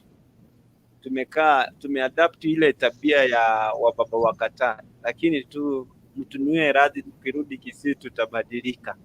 Mtatuzoesha, mtuambia kwamba hata kama utaki kuja ulale hapa basi. Anyway, nataka kurudi hapa nimpe fighter kidogo nafasi. Naona ya kwamba ataanza kuleta tu na kuongea screen mpaka mwingine alicomment pala akaniambia, Dan bwana, unaacha mheshimiwa analala tu, yataharibu bwana, hata kura tukienda tuseme atapelekewa skanda, ambiwe ya kwamba kama analala kwa show si atalala bungeni. Kuja hapo usilale bungeni, mwambie ukiamka hivi mjadala unaweka hapo, mswada unapita kupita. Dan, vipi habari ya watazamaji na wasikilizaji? Salama sana. Opportunity ni kusalimia wapiki wote wa Kisii Hot TV. Sana sana Emi Nyaps, ukijali hii sasa utapata leo andika, tafuta kitabu na kalamu. Aliyefaita tugwatu aliyetaliwa sigwatu la kanusu. Dabokara ameenda. Anyway, thank you so much for this opportunity, my dear Dan and the panelists. Nataka kusema hivi, tusaidiane. Unajua hapa sasa tunataka kusaidiana, na kusaidiana ni kujadiliana. Tunapojadiliana tunapata mwelekeo ni nini. Unajua wakati kama huu kweli kabisa ukiingia katika channels karibu zote haya mambo yako, lakini ukipata kama wewe ni mwanaume na uridhishi mke wako, basi wewe uko na kasoro kidogo, sababu hutaki kusoma. Unajua kila kitu ile tunajua wengi wetu ni ile tumesoma kutoka kwa wengine, tumesikia mpaka tukajifunza na tukaendelea tukajua. Sasa inabidi ujifunze, usikize kunasemwa nini, alafu uende ku practice ndio uone itakusaidia ama vipi. Sasa jambo la kwanza kabisa, wanawake mmekuwa mkilaumu wanaume sana. Lakini leo nataka niwaambie ukweli. Wanaume wao pia sio chuma. Wanaume wanahitaji kusaidiwa. Na wapi mwanamke atasaidia mwanaume ndio aweze kumfikia? Kwanza, mwanamke lazima uwe msafi. Na maanisha hata kama wewe ni girlfriend yangu, siku ile unapanga kuja kwangu kukutana mimi, lazima uoge vizuri, ujipake marashi mzuri. Sio tunaenda, unajua kama wakati unataka kuanza kuingilia ama kutayarisha, maybe nataka kunyonya shingo yako hapa, ama nataka kunyonya masikio, halafu unasikia kama nanyonya chumvi, nataka kukiss, unasikia mdomo inanuka. You know, those are turn-offs. You find someone, it can put someone off from the moods of doing the same. Sasa inastahili ukwe msafi. Kitu ya kwanza, ukiwa msafi, unampatia ule mwenzako wakati mzuri wa kukudaladala, kukushika hapa na pale, kukunyonya hata kama ni kwa matiti hapa. Lakini mwanaume, kitu ya mbaya kabisa kama naweza kuambia kwa mwanaume ni kwamba akisikia kwamba kuna harufu fulani, hiyo harufu inamtoa katika ile nia alikuwa nayo, ama ile msimuka alikuwa nao, inamrudisha nyuma kabisa. Na hii mambo ya kuongea mambo ambayo ni ya pesa kitandani, hiyo mambo ya kusema kama school fees mtoto amefukuzwa manini, hiyo inafaa wajiwe pale pembeni, hata kabla ya kuenda kwa hiyo mashughuli. Umekuwa mmeshughulikia mambo pale na unajua jinsi unavyozungumza na mtu wako. Lakini sasa tunavyokuja mwanamume wako kumridhisha, ndiye akuridhishe, lazima wewe kama mwanamke ucheze kama wewe. Lazima uwe tayari kuridhisha. Unajua kuna mtu unapata yeye ni jiwe tu, anataka yeye afanyiwe, ajui masaji umfanyie nini, nifanyie hapa, ni masaji hivi, nifanyie hivi, mpaka unasikia umechoka hata kabla hujafanya ile tendo. Unaona, inabidi wewe pia hata huyu mwanamume wako umshikashike hapa kwa zingo, kama ni kichwa umpapase vizuri. Hakuna mwanamume ambaye amechoka. Hiyo mwanamume ule ambaye amechoka, ujua anaenda kufa, ni mgonjwa ile hatari, lazima umkimbize hospitali. Mwanamume ukitaka kutest kama huyu mwanamume wangu kweli ni mgonjwa, jaribu kumpatia. Akishindwa ujue huyo mtu ni mgonjwa kabisa, peleka yeye hospitali.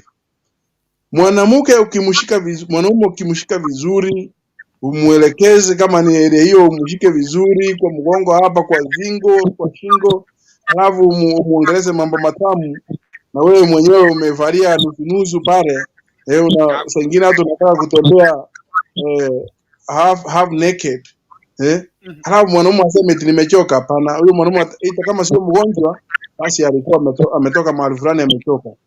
Lakini si eti amechoka na kazi ile ya kazini pale, hiyo sahau. Sasa inabidi wewe kama mwanamke ujue mume wako anahitaji nini. Wengi wamesema mambo ya chakula. Kusema ukweli, huwezi taka kukamua ng'ombe kama hiyo ng'ombe hujaipatia chakula ikashiba vizuri. Unajua wanaume wengi sana sana ukipata mwanaume ambaye hana uzoefu, nia yake atakuwa anafikiria kwamba akikimbia raundi kama 7 ama 5, hiyo ndio kuridhisha mtu. Lakini hajui kwamba hiyo raundi 2, 3, 4, 5 inaweza kwenda yote bila kufikisha yule mwenzake hata mara moja. Mtu mwingine anaweza enda raundi 1, lakini hiyo raundi 1 ikafanya shughuli zote zile zinahitajika katika hiyo mwili, ukazungushwa nyuma, mbele, pande, katikati, kwa sababu na ni ile tu mmoja ilianza mpaka mwenyewe anasema sasa hapa mimi nimeisha. Kitambo mwanaume umalize, ukiwa mwanaume kamili unafaa umalize kama mwanamke wako amekuja mara 2 ama 3. Sasa kama unakuja kama unafika kileleni kabla mwanamke wako hajafika, hapo pia kuna kasoro, sababu ule mwanamke atakuwa na mahitaji ambao atatafuta ni nani atammalizia hayo mahitaji. Lakini mwanamke yeyote yule, ukiwa mwanaume ambao umesikiza vile watu mitandaoni na vile watu wanaendelea kusema hivi, hata mwanamke anaweza kuja hata kabla haujafika kwake kwa kumshika hata vidole. Hii mikono Mungu alipeana inaweza saidia, sio lazima ukuwe na ile chuma ya reli. Hata mikono peke yake inaweza karibisha tu hiyo mambo kabisa. Ukifika pale tu dakika 2-3 unapata mtu amefika, kwa sababu umemtayarisha vilivyo. Haistahili ukifika pale mara moja mama fulani ama so nahitaji, unaona mikorora juu chini na pambo pale 1 2 3 umemaliza. Unajua sisi wanaume kumaliza yetu ni rahisi sana, na ndio unaona wanawake wengi wana mashida ya migongo na nini, kwa sababu kila wakati wao huwa hawafiki kileleni. We never get to the climax because every man wakati tunafika climax sisi wanaume tumemaliza, na mwanaume akishamaliza huwezi pitisha hapo utakuwa unamuumiza. Sasa wewe kama mwanaume lazima ujunge hiyo risasi yako moja lazima ujunge. Ndio naambia watu kwamba ukisikia unakaribia pale, unarudi unatoka hapo unaenda Nyamira, kama ulikuwa Kisii unawaja huyo mrembo hapa Kisii, wewe unaenda Nyamira, unaenda kuuza ndizi huko, unamwacha hapa, unamtesa hapa, anateseka hapa, lakini huko Nyamira unauza ndizi, ukimaliza unarudi hapa, unakuja kupatana na yeye kama hako moto na wewe umepoa, ndio mnaendelea ili ile safari iwe ya mbali kidogo uweze kumridhisha. Kama hutaweza kufikisha hiyo mizigo round ya kwanza, at least wacha aende mara 2, wewe ukuje mara 1. Lakini vizuri kabisa kama mwanaume uende round ya kwanza, mwanamke wako aende round 3 ama 4. Sasa hapo hutasikia swali hata siku yote, na hata hii mambo amufanyi kila siku.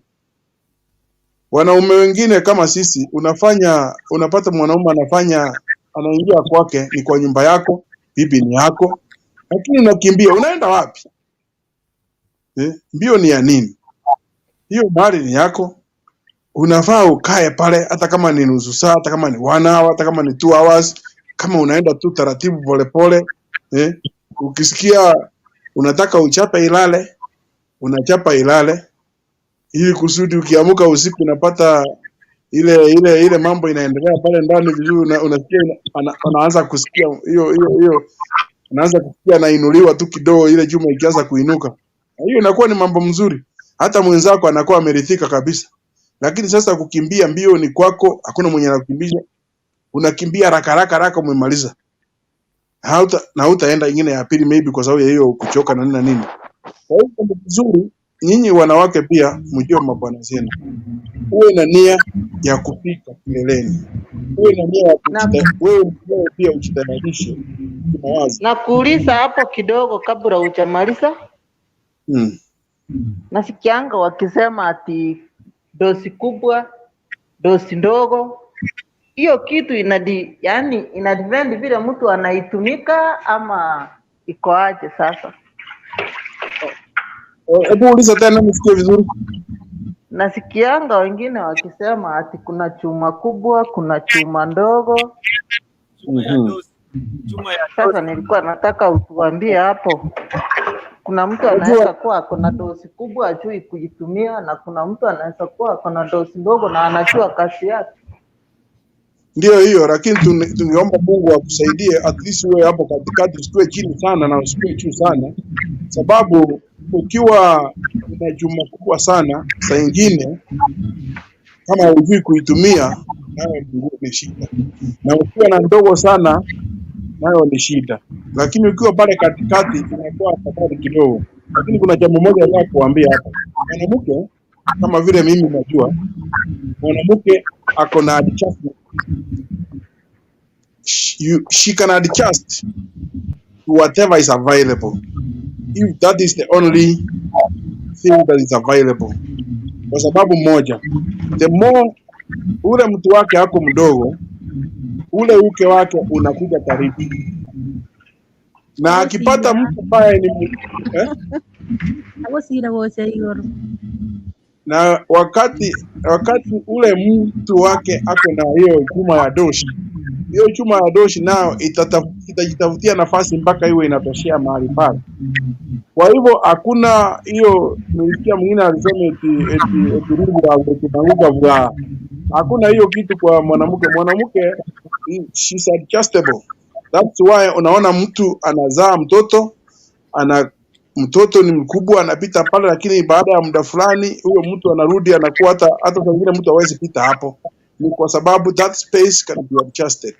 And there are so many things which tunaangalia tunaweza kuadjust hata kama sio nini, hata kama sio matibabu, madawa manini. Hata ukipanda gari matatu hii matatu yenye mnapanda hapo kwa barabara hapo, wakati ule breki zinashikwa tu hivi, unajikaza tu hivi, bado unaendelea kukaza pale, kunaendelea kukafika kule. Hiyo ni njia zingine za kukaza. Kwa hivyo ukiona matatu inakimbizwa inakanyaga breki, mzimu una complain sana, inawasaidia saa nyingine sehemu kama hiyo.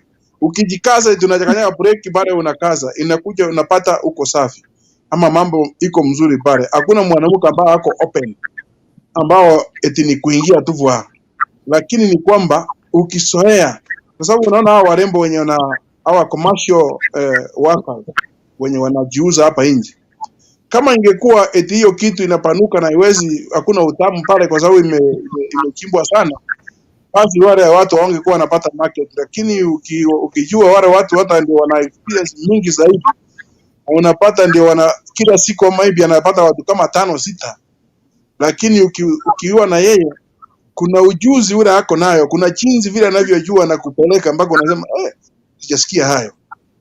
Sasa inategemea na vile wewe mwanamke unajiweka, vile unajiweka na bwana yako ama rafiki yako, ndivyo itakufanya ufike kileleni. Ikiwa wewe utakuwa unanuka ile maziwa ya mtoto, ulikuwa unamlisha, uko na uchafu ya shambani, choso, unanuka ile jasho ya natural smell, unajua ina put someone off. So lazima nyinyi pia mtayarishe, muweze kuwa kiwango kwamba mtu atamani. Naona wewe ndio unaweza kunifanya hata kama sikutaka. Hakuna mwanamume anaweza ona mwanamke akiwa uji hivi pale ndio akasema eti nimechoka. Hapana.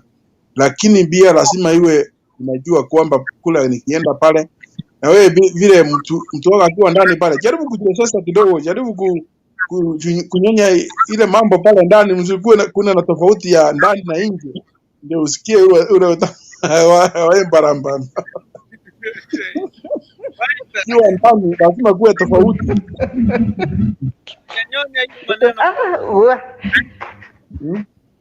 Okay. Hapo nakupea fursa tena uendelee, wacha tuweke break hapo kidogo. Naona zimekatika dakika 52 juu ya saa 5 majira ya Afrika Mashariki.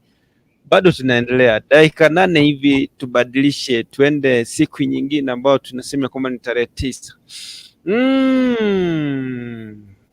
Natumai ya kwamba watu mnaendelea kupata notes. Wala ambao hamjaoa, mjaolewa, so lazima mtafute notes. Hiyo notes na muanze kuexamine mwenzako uone kama anafika ama afiki.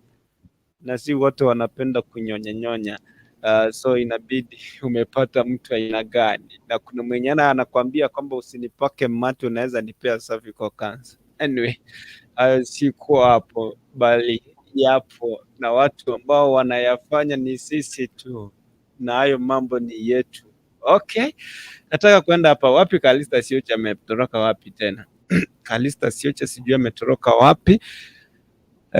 Kama hauja subscribe kwa Gekaro TV, hauja subscribe Skisiot TV, hauja subscribe ENM Lifestyles Melodies, fanya vile pale mtandaoni wa YouTube ili upate mambo murwa, mambo bomba, mambo steady, kwa njia iliyo safi kabisa. Asante sana kwa wale ambao wanasema kwamba Dan, tunaendelea kukupata vizuri tena zaidi na tunaendelea kupata notes moja kwa moja. Naitwa Beki, anasema kwamba niko hapa naendelea kuchukua notes. Kefo Sinde na kucheki, Everstar na kucheki, Irene Mumanyi channel naye pia na kucheki, J Kings right anasema kwamba niko ndani naye, Rose Nyambane anasema kwamba nami niko hapa, tunaendelea mdogo mdogo, mambo imeshika kushika. Asante sana. Na mwingine hapa anaitwa nani, niliona Kalista Siocha, na pia mwingine hapa anajiita Bandra Mwanakendra na kucheki baba. Mwingine hapa anajiita Rose Nyambane, kumepita hapo JK. Mwingine hapa anajiita Josephat Onsare kutoka Dallas, Texas. Anasema kwamba niko ndani Kefo Sinda. Asante sana. Team Comments Kenyans Politics wako ndani kwa njia ya taratibu hivyo, tunawatambuana, tunawapenda na tunawaenzi. Tuendelee hivyo hivyo na moyo huyo huyo. Najua kwamba jamaa kama J Kings ni mtu ambaye anafanya kazi nzuri sana, yuko pale pale, anafanya kazi nzuri sana pale. Mungu akubariki sana. Asante sana. Kalista Siocha anasema kwamba yaani network yangu ikikubali ndio mnaongea zaidi. Nimekupea fursa, sijui umetamburuka umeenda wapi. Kalista Siocha.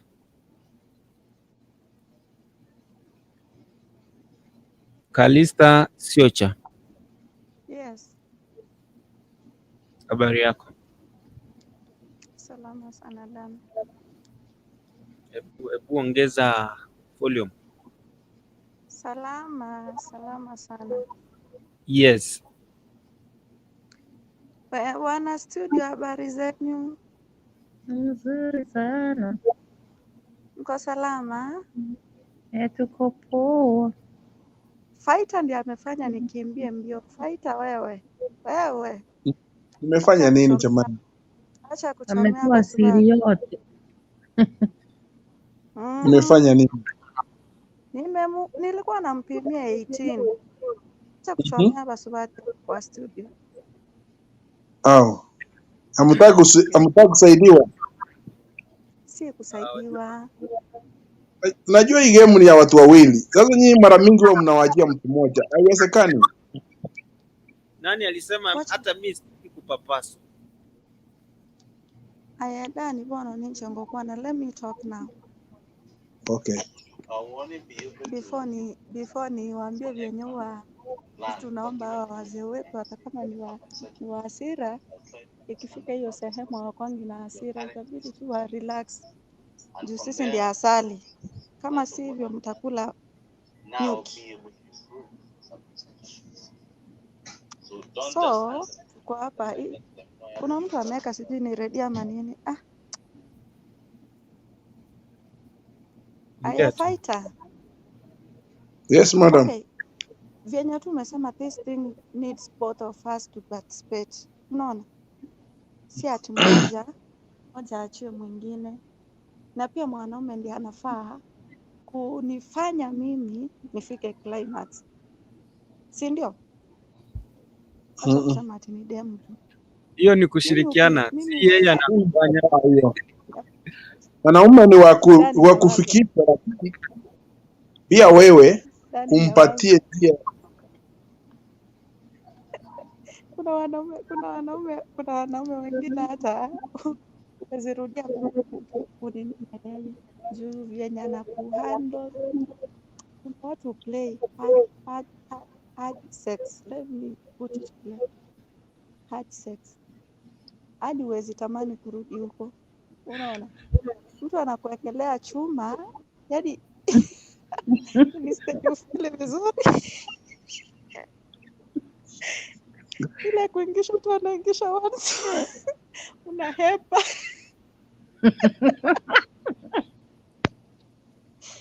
Hebu ongea na sauti kusikia vizuri. Inaonekana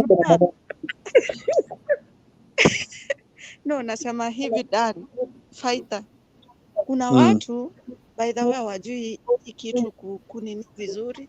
Yaani mtu anaweza ni kama ile umewaona yule mtu amelong, yani amekaa for long hajaipata, ako hivyo. Yaani hajui hajui process hadi ifike mahali unafaa sasa mwanze hiyo acting. Yeye anakuja tu ashakurusha kwa kitanda, ndio huyo ashachomoa, unaona. Alafu ile rungu yote inatoshana ya punda. You can imagine ikilandi sasa kwa you are not prepared.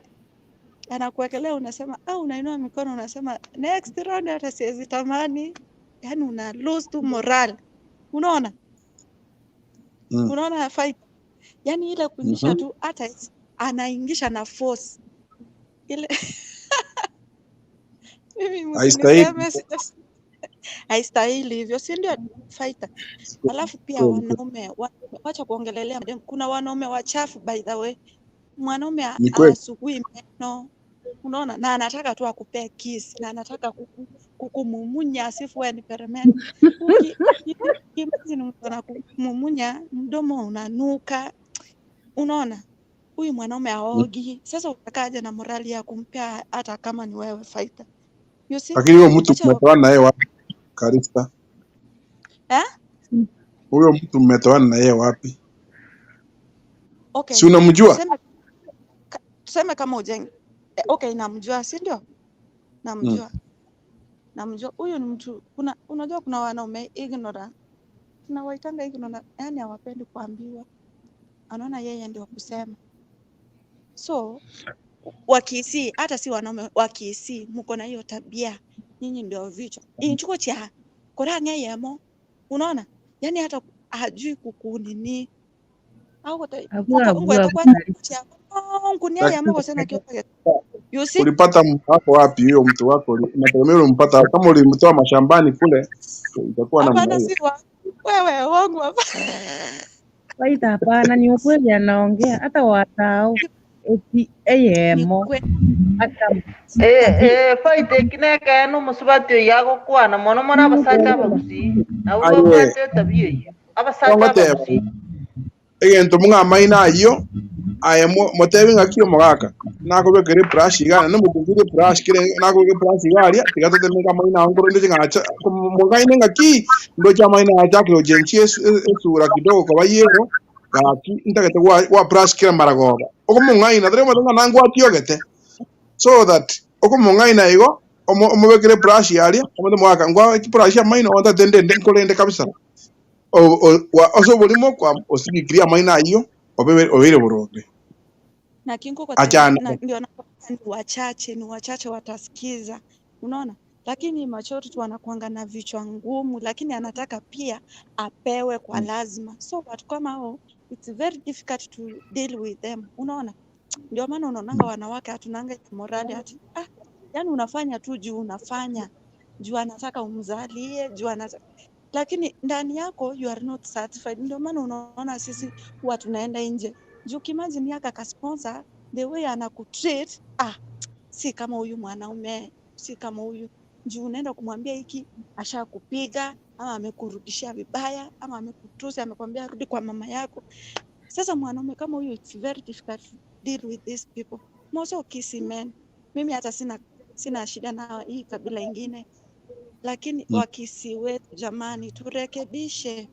Hata inakuwa ngumu kwetu kuambia amjatoshelesha, unaona, juu ya ile hasira uko na juu ukimaji kumwambia tu leo mpenzi wangu, leo bwanangu, hapana, leo hujacheza kama wewe. Na kwambia ile kitu inakufuata, kuna mwenye alicheza vizuri, sasa unanilinganisha na yeye. Hiyo tu inakumaliza, hiyo inafanya hata usirudie. So unajieka tu hapo, unanyamanzia, lakini ndani unaumia. So unaona it's better niende kwa yule mwenye at least na feel comfortable, hata ikiwa round moja, but I'm satisfied, unaona. So it's good to tell our men to also participate, to make us feel like we are queens, we are somebody's wife, lakini si kutreat as if we are maids. Hapana, hii kitu tunafaa kuenjoy sisi wote, na iko na masaa. Father ainanga masaa by the way. Ukifika tu kwa nyumba ukisikia, ukiona Kalista amevaa vizuri yako, kakangu kake kako see me through, meaning I'm ready baby anytime, come over. You see? sometimes haitaki hata kutoa ile gesira buobi mwateba mwanyira kwa haitaki kutoa hiyo, haihitaji kutoa hiyo. Unapenya hapo pembeni kwanza, mnatoa kama mmezaa anza huko mbele. Hata inastahili uvae inastahili uvae kathong. Unajua kathong ni kale kanapita tu, kanaingia tu kwa nini katikati. Kale Kenya straight anachukua tu anaweka kando, bora tu ingie. Usivae nini Kenya kinakushika kitambaa atoe dress hapana, hiyo ushammalizia hisia zake. So let us know how to dress to attract these men. Wakiingia tu anatamani hata kama hapo anajisikia kufanya, at least hiyo dressing tu yenyewe inamfanya awe na feelings za kufanya na wewe mapenzi. Na hata sidhani unaweza fikiria tena kuenda nje. Pia sisi madem wacha turekebishe, tujue vyenye tunajihandle kwa nyumba. Vyenye una dress ukienda mahali si vyenye utakaa kwa nyumba. Usiku vaa ile nguo ina style. Si lazima huyu mwanaume akwambie no, leo lazima unipe. Hapana. The way you Kitu ile nataka nikuongezea Karista ni moja. Unajua mademu mnaenda kando hapa mkifikiria eti nikiingarisha huyu mwanaume ang'are vizuri ataonwa na wanawake wengine pale nje. Sasa wanawake wengi hawashughulikii mabwana zao ama marafiki zao wa kiume, kiwango kwamba wakuwe neat, wafae mavazi mzuri. Kama unapata mwanaume yako na waona tu hapa naona wenzangu wengi hapa nje, unapata mwanaume yako na underwear moja tu peke yake, kama ni box size wanaume wamependa siku hizi, naona ni kama ile ya rain green, ni hiyo tu mwaka yote, unaona ni hiyo tu, ni chafu, ni hiyo tu, amerudia jana leo juzi, hata imeraruka, lakini ni hiyo tu. Unapata mwanaume wengi naona sio kama ni kuroa hiyo mimi nasemanga ni kuroa. Unapata amevaa t-shirt imeraruka hapa yote, imepakisha hii shingo hapa, huku kwingine hakuna kitu, na anafaa tu hiyo, na wanatoka kwa nyumba na mwanamke wako hiyo nyumba, kwa sababu mwanamke ameamua waje asione na wanawake wengine.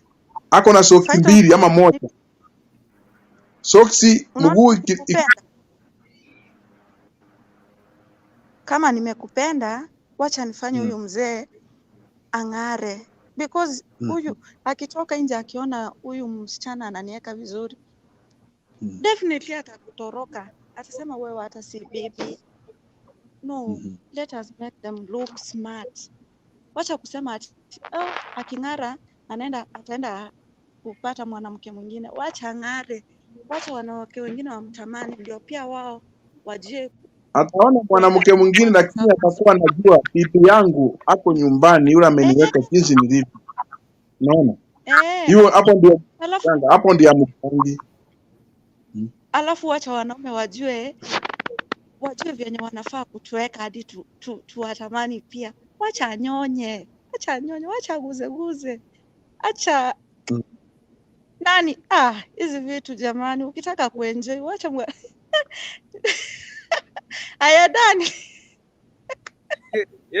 Dani wewe nakuona usinipeleke chama tafuta. Kitu kingine ukitaka kama queen Dani, kama unataka kama queen wewe pia must behave like a queen. Hakuna siku queen anagombanisha bwana yake. Hakuna siku queen anashika bwana yake mashati, ananyenyekea mbele zake, alafu anawekwa kama queen. Unajua these things inataka kusaidiana, vile tunaongea hapa tunataka kusaidia mtu mmoja pale nje, awe mwanamke au mwanaume. Lakini majukumu mengi katika familia na zile ndoa ambazo zimesimama, mimi naweza kuambia ukweli, mwanamke ndio hujangia sana ndoa yake isimame ama ifunjike. Wanaume sisi ni watu wa kutembea hapa na pale. Saa nyingine tunakutana mambo mengi pale nje, inabidi hatuwezi kuwa na ile kuweza kusimamisha familia sana. Lakini mwanamke ukisimama vizuri na utetea familia yako, kama ni chakula upike vizuri, kule kwa kitanda na kule jikoni, mwanamume wako ataenda pale nje. Wacha nikwambie, akiongeleshwa na mwanamke, hata kama ni malaika, hata kama yule anaonekana kama malaika, akiongeleshwa ujinga dakika moja, ni kumbavu tu, bibi yangu wako nyumbani. Unaona? Anakumbuka pale nyumbani kuna raha kuliko hii shida anapewa hapa. Atafika mahali hata aone hao wanawake wa huko nje. Kwa sababu wewe kule nyumbani kuna raha. Lakini saa nyingine inabidi mwanamume anataka kukaa kwa baa, uende kwa nyumba kulala kama ni wale wanakunywa pombe, kwa sababu ya ile shida iko pale nyumbani, ingia tu pap, ni kama mosquito. Teori na usiku mzima unasikia tu mtu anagombana, anauliza maswali ambayo mpaka unashinda sasa nyinyi pia lazima mjaribu kujitetea na kufanya wanaume wenu wakuwe na raha ya kuingia nyumbani. The only place to find peace must be home. Dan. Tunasema size doesn't matter. Kuna ile size ndogo, lakini this person knows how to do his service. Kasaizi kadogo kanono vizuri, kana fit. Yani akiingia hata kwenye ameingia inamfiti vizuri. Si ile yenye anaingia tu kama mtaro, anakuta ni mtaro. Lazima kasaizi lazima kawe fitting. Akiingia tu afinywe vizuri, afunikwe isitoke. Unajua ikichomoka ni hivyo. Sasa amejua huku anaingia kama mtaro, anakuta ni mtaro. Na kuna wale wako na refu konde, hapana. Wanaume wachitukue au kuservice au sasa women. Amejua huku ni hapo sasa. Kuna wale wako na Dani nimewauliza. Dani kakyo konde ae backstage wana wengi. Maseko. Nimemaliza aende mara mbili wewe. Maseko biole. Mara moja. Baya. Oda. Faita, oda, alipasita. Dia mate. Renga ilda nyangeresi tanga. Mulita. Mago salita. Nimemaliza aende mara mbili wewe. Maseko biole. Mara moja. And there's a problem done. Oda. Faita, oda.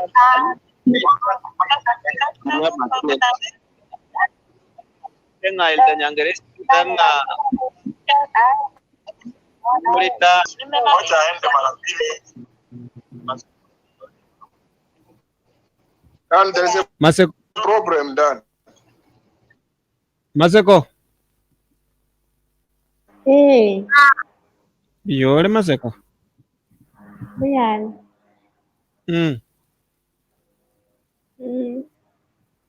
Kwana bano tukoigwa chinsa cha chire ntagete gukura bwango iga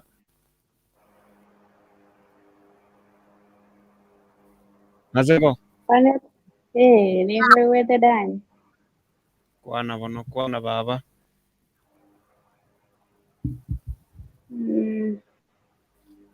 Juma naro kwa.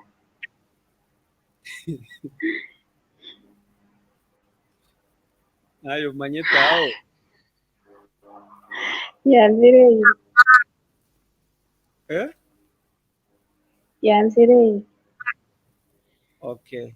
Ndate tokwane mngana bwango tukore ndo chicha tuki dakika 12 gure chinse isano nemo chapo no botuko.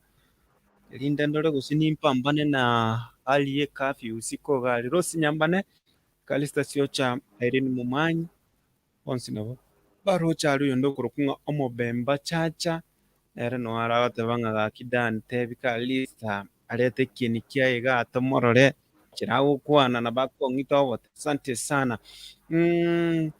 Mama G for General. Yes. Mama Yes, my son.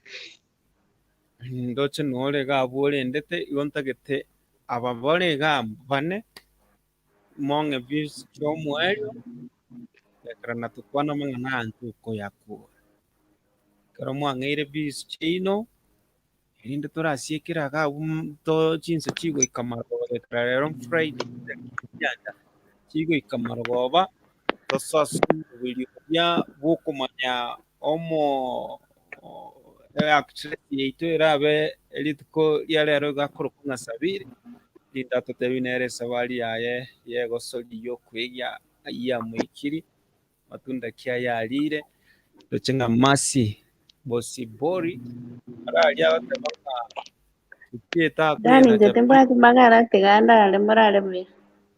maseko maseko kalengana kora inwa achire anyway dada tuja masi Enche.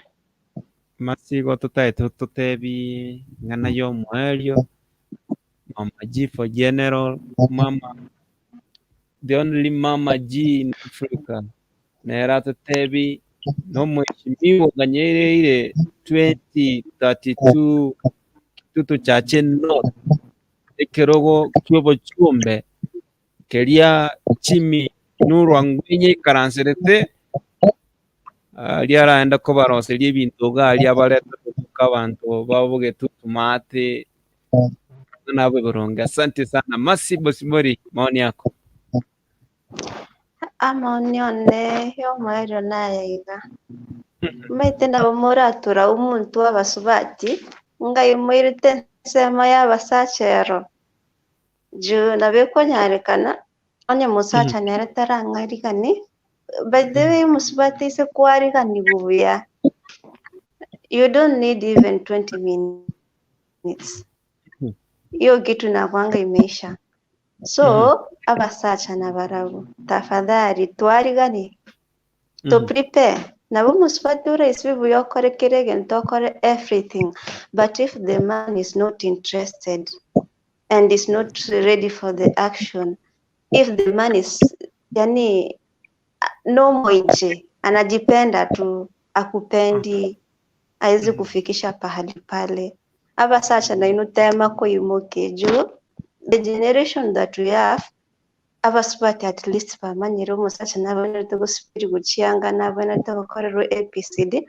We are not in the past, so nonye our elder got abasijo musacha ko nyarabegete t-shirt etandogete nini hiyo ni those days. Saizi ncheti ngwancha musacha natware t-shirt ya etabogete sijui boxer ya mama nini no abasacha na inwe kitoko arigani na into even you try alafa about the size you can even nini you can manage that thing to be what you want na your movements na yo musfati kerore in the action kerote itako kore kwerenden kerote itako satisfied move do the movements alafu tigakunya gukura ofyo kama toraika so well toika don't give out any sound never asegencho abasacha mama ite they know kero musfati ikile they know because there's some actions zinafanyikanga pale you must yani kuna venye na contract unajisikia umeshukwa vizuri kama normal sacha and you know what I mean. So okukuwa kuriwo yofya abasubati tekapi onya toraika to the place you want to reach never give out those sounds so that gogo chukurwe sauti eri omuntu ogomanya waikire obvious namanyete hata no ukura atidiri yoko mogoki they know tigakuru buri muburi kero goikire that sound that comes out inakwanga natural tari eriyo ko kora drama afro cinema segetanda give out the opportunity one yeah tiga para ekio kunarieta bimbe yani tiga manya sound yego chakena ya when you are on high taringa kichinde chionsi na gukura kuri tari lazima you can chinga kichinde tikaukura give out some words karwa yani maneno mazuri si lazima ukure kero kure ngonko mogo kiore kere wakure rago tebanga waikire bas kero konyora maybe ameridhika na anaachana na wewe. So sometimes behave kero in the actions abasacha tutayarishe and everything will be okay. So nabona ngoteba hivyo asa maoni nayo mwere abasacha never sleep kama uja satisfy your woman because you know. We don't need 30 minutes, 40 minutes, or 3 rounds or everything. Kero tuariganiti vya bas na maybe atie biara sijui nini. Leave alone those things. We need that thing chenye tulikuja. Hicho ndio tunataka. Nothing other than that one. Asa abandi tima itasinchi na roho. So men squeeze ngo basitore ngo barageritore do the necessary. Tigo buoro kolega si asante sana. Do the necessary. Alafu kwa soka isiko si ati baspat squeeze mbari kwa soka isiko. Kama bako soka I don't know. Wana no musacho kwenda isiko mutika enda una kwenda. Wachana na yeye amokorere kere to kerio bana to para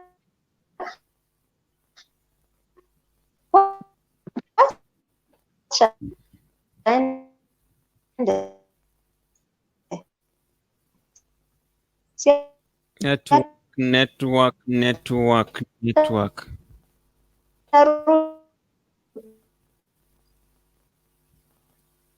Masi network yako imekataa. Mama G for general. Yes. Okay. Your turn. All right. For me, narigoteva. Everything let everything begin with communication. How you communicate with your man, how you communicate with your woman matters a lot. Secondly, this man you got married to, ama this woman you married, make sure she's your best friend. So that whenever anything goes wrong, you can learn into a friend, tell her, baby, maybe my libido is low, you see, maybe baby I'm stressed. She will understand. She will talk to you. Thirdly, watu wasingatie usafi sana sana kwa kitanda, ianze kwa kitanda mpaka kwa mwili. People should take a shower maybe twice. Hata kama utaoga asubuhi, that's your own case, but before you go to bed, make sure you take a very nice shower. You are just clean, perfectly clean, so that you give your woman time to touch you. Second, third, kitu ingine. Sasa sisi nimesahau kuhesabu. Kitu ingine. Si lazima, venye Masi amesema, si lazima ukuwe na hiyo nyimbo kubwa. Hiyo nyimbo kubwa ni ya kuharibu, by the way. People want yani, of course you want to satisfy your woman or your man, but your mind is out there. Eti uko nje kuna fimbo kubwa. Deal with this thing hii kitu yenye uko nayo hapa kwa nyumba, deal nayo, chua tu hii ni yangu. Venye mtu unajua leo napika carrot na nini na viazi, nikule sapa nilale, na unatosheka hivyo. So watu waanze kutosheka kutoka kwa akili yao. Kitu ingine nataka kuambia, kuna wanaume huko nje wameambiwa hizi vitu, oh you don't satisfy me, oh leave those stray queens alone. Those manga, they like going here and there, oh testing. There is a woman for every man, let me tell you. Kuna mwanamke utaoa anatosheka na ako katutupiki kako. You marry her, you have your own kids, you have your own family, because now this woman, she's very, very yani ametosheka na wewe, anasema this is my man. And whichever situation unachipata ukiwa ndani, anakuambia babe, let's talk about this one. Babe, how can we enhance our time in bed? Yani mnacheza kama, yani you play with it.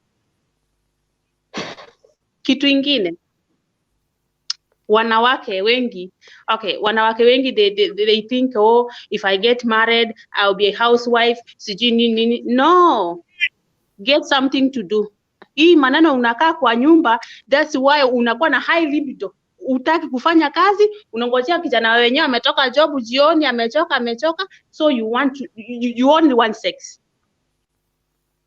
Na wewe toka nje ufanye ukatakata sukuma so that you can get tired. Fenye yeye amechoka, ndio mkikutana jioni mnafika climax haraka, hata kama mtafanya. Kitu ingine, family planning nayo inamata. Unasikianga wengine wanafanya family planning yenye yani inawapeleka high. Mtu yani atosheki, yani yeye anataka tu kugongwa.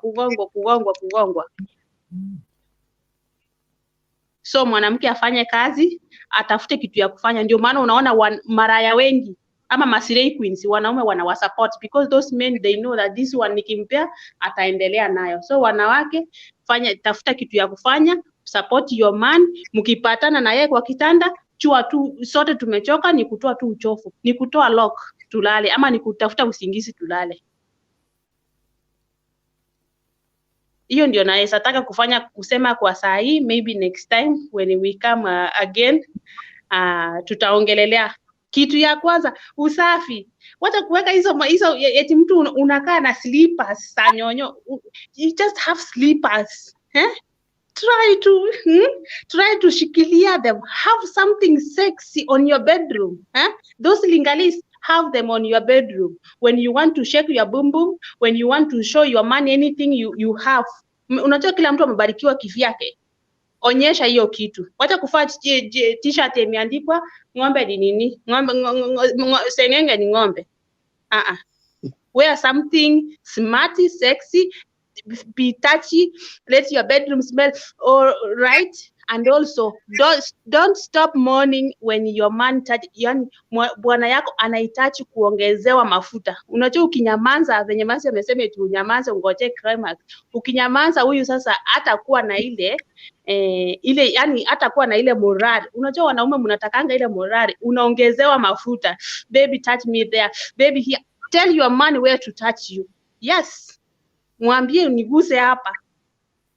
Kuna wengine niguze hapa babe. Baby tufanye hivi. Mama General wait. Mama General ngoja usiniharibie comment zangu. Nilisema usipige makelele ofyo. Wait to the real thing ifanyike ndio ufanye nini upige nduru. But you can add 3 words before it comes. Lakini kuna wale wenye wanakujanga ui bure na hakuna kitu. Alafu ukiacha unasema hujashiba. Watajuaje? Na nyuma maana kirari sara kurira. Kama kwa wewe ndani. Sasa hivi Masi communication. Hapana. Sijasema mtu apige uwi. Communication. Tell your man where to touch you. Nanyoko bato moto na bogoko moroki. Kushika mtu kutamuonyesha hujatosheka, hujaridhika. Kuna actions zenye unaweza fanya kando na manduru. So ukipiga nduru alafu ndio huyo amemaliza. Unajua ukimpiga nduru na muongeza the force. Then akikuja na hiyo force akimaliza unasema hujaridhika. Hapana, usipige nduru ovyo. Nilikuwa namaanisha usianza at the first moment. Tarimu chake huyu alafu akore. No, you need to tell this man of yours. You need to tell this man of yours.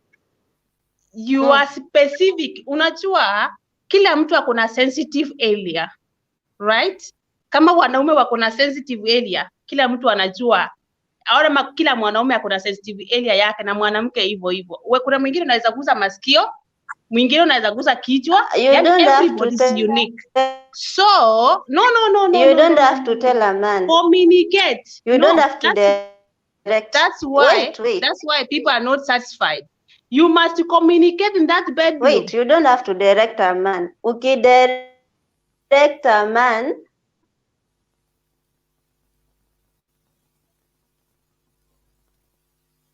Okay, so for me naweza sema communication muhimu, alafu lazima communication kwanza kwa bedroom. Kazi ikianza, let's communicate, we are friends baby, let's do this, let's extend this by 5 minutes.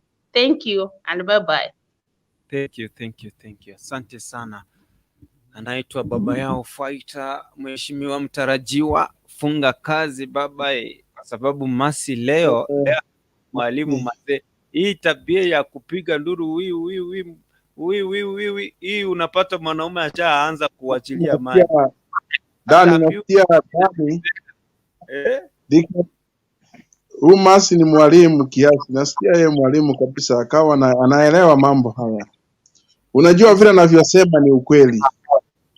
Unapoanza kupiga makelele ovyo ovyo, wanaume wengine hiyo makelele inawaongeza ile msisimuko, halafu anamaliza. Sasa wewe ulikuwa unapiga makelele ovyo ovyo, hujafika climax, huyo amemaliza na hawezi endelea na hujafika. So ni vizuri makelele yako ikuwe ile ya ukweli, sio ile ya kujipandika, unaona? Hivyo ndivyo Mark anasema, nimemuelewa vizuri. Ya kujipandika ita work against you, because this man is going to go to the climax because of the enticement, the way you are showing him that you are about to come. You understand? Then wewe utabaki pale hujaridhika. Hivyo ndivyo Mark alikuwa anamaanisha kwa upande wangu, vile ndio muelewa. Sasa mimi waje niseme hivi na we must explore new avenues. If kama tumeoana kila wakati, mpaka tutafute njia gani ile mwafaka, kama ni njia gani ambao tunaweza kufit to each other.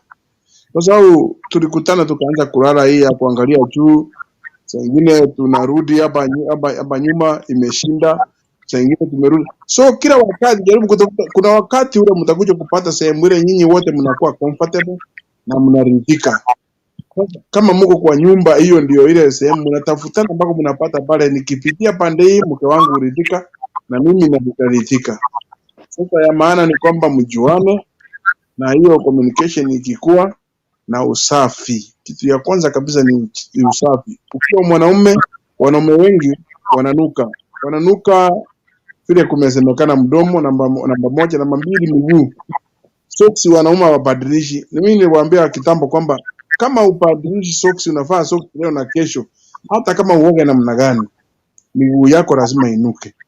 Lakini ukivaa socks moja baada ya nyingine, hakuna siku utanuka miguu, hata kama uko na nini. Hakuna mwanaume anajiramura miguu, no sweat. Ile kitu inafanyanga miguu inuke ni kutobadilisha socks. Sasa wanaume waoge, wabadilishe socks na underwear. Sisi tunafaa underwear today, kesho nafaa hiyo underwear yenye ulifaa jana, kesho nyingine hiyo lazima utanuka. Na hiyo mnuko sisi peke yetu ndio ina affect hata ule mwenzako akisikia harufu hiyo, tamaa yote na nini inatoka. Sasa akienda apate jamaa mmoja ambaye amenuka vizuri, marashi mzuri, kesho ataona wewe ni takataka hapa kwa nyumba tu. Ndio unaona mtu anasema wewe rada. Unaona? Kwa sababu wewe mwenyewe umejiharibia. Unajua mambo inataka nyinyi mkue mmesoehana, muwe free. Kuna wanaume wako na tabia mbaya. Ya mwisho hiyo ni moja, niseme wewe upande wa wanaume. Mwanamke wako, kuna mwanamke akiwa katika ile nyakati zao za kila mwezi, eti hawezi oga na yeye, ama hawezi oga, ama hata kama sio ile wakati yako na hizo wakati, ni hiyo wakati yako na hizo that period, eti hakuna wakati mwanaume anaweza tumia ile washing rag na ile mwanamke wake anatumia, kwa sababu anasema si unaonanga hii. Hiyo ni tano. Unajua mwanamke wako akiona, akijua eti unampekua kwa njia kama moja kama nyingine, hiyo pia ni kitu kingine, inapiga watu kando kabisa, wanakuwa different. Lakini mke wako akijua kwamba uchavu wake ni uchavu yako, uchavu yako ni yake, nakwambia ukweli, mtaenda mbali. Hata kukiwa na shida, unaweza kuchukua ile suruali yake ukamwachia tu, kwa sababu mtu anaweza kuwa mgonjwa manini. Muoneze upendo. Kuna wakati fulani mtu mwingine aliniambia kitu moja, akaniambia, wangu nilipowahi kupata marafiki sijawahi kuoshwa na mwanaume.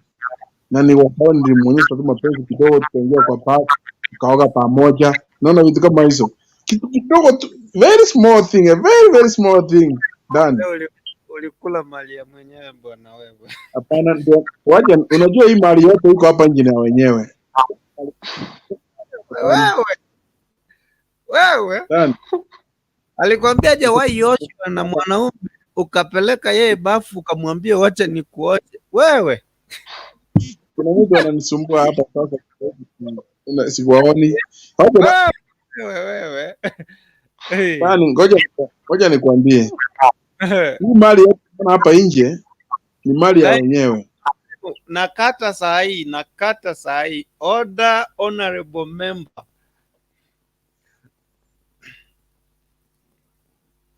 Faita. Dan, niko nasikia lakini siwaoni. Mnaniona nyinyi? Uko tunakuona.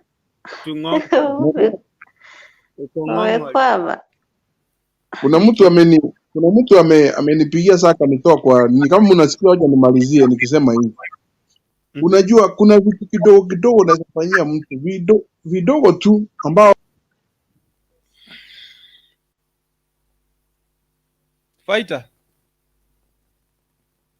Anyway, naona zimekatika dakika 35 juu ya saa 6 majira Afrika Mashariki, tarehe 9 mwezi wa 7 mwaka 2021. Nakwambia asante sana kwa kuwa nami, mchango wako team comments, akina J Kings right. Asante sana team kukuja live, tunashukuru sana, asante sana. Mungu awabariki, awalinde na wape afya njema, pate riziki kwa kazi ambayo mnazifanya. Tupatane jioni kuanzia majira ya saa 3 ambapo tutakuwa na msanii wetu studioni anaitwa Sabiri Actress, na itakuwa bomba tena zaidi, na I promise you itakuwa ni kubwa zaidi na mambo itakuwa bomba tena zaidi. Endelea ku tune in, tupendane, tunue talent na tuhakikisha kwamba yote tumelainisha. Kunipata kwa YouTube channel yangu, nitembelee pale Ege Karo TV, ndio YouTube channel yangu. Kuna vipindi pale mbalimbali, kuna mambo mengi ambayo nayafanya pale, na kuna mengi ambayo nimekupangia pale, usiwe na wasiwasi. Ege Karo TV, tuko pale. Subscribe, tupe support. Ukiona kitu ambacho imekufurahisha, share, ambia wengine kwamba hebu cheki kitu inakuwa namna gani. Na wale ambao waje subscribe Kisi TV, fanya vile. Tunashukuru sana, asante sana. Tupatane baadaye. Asante, bye bye.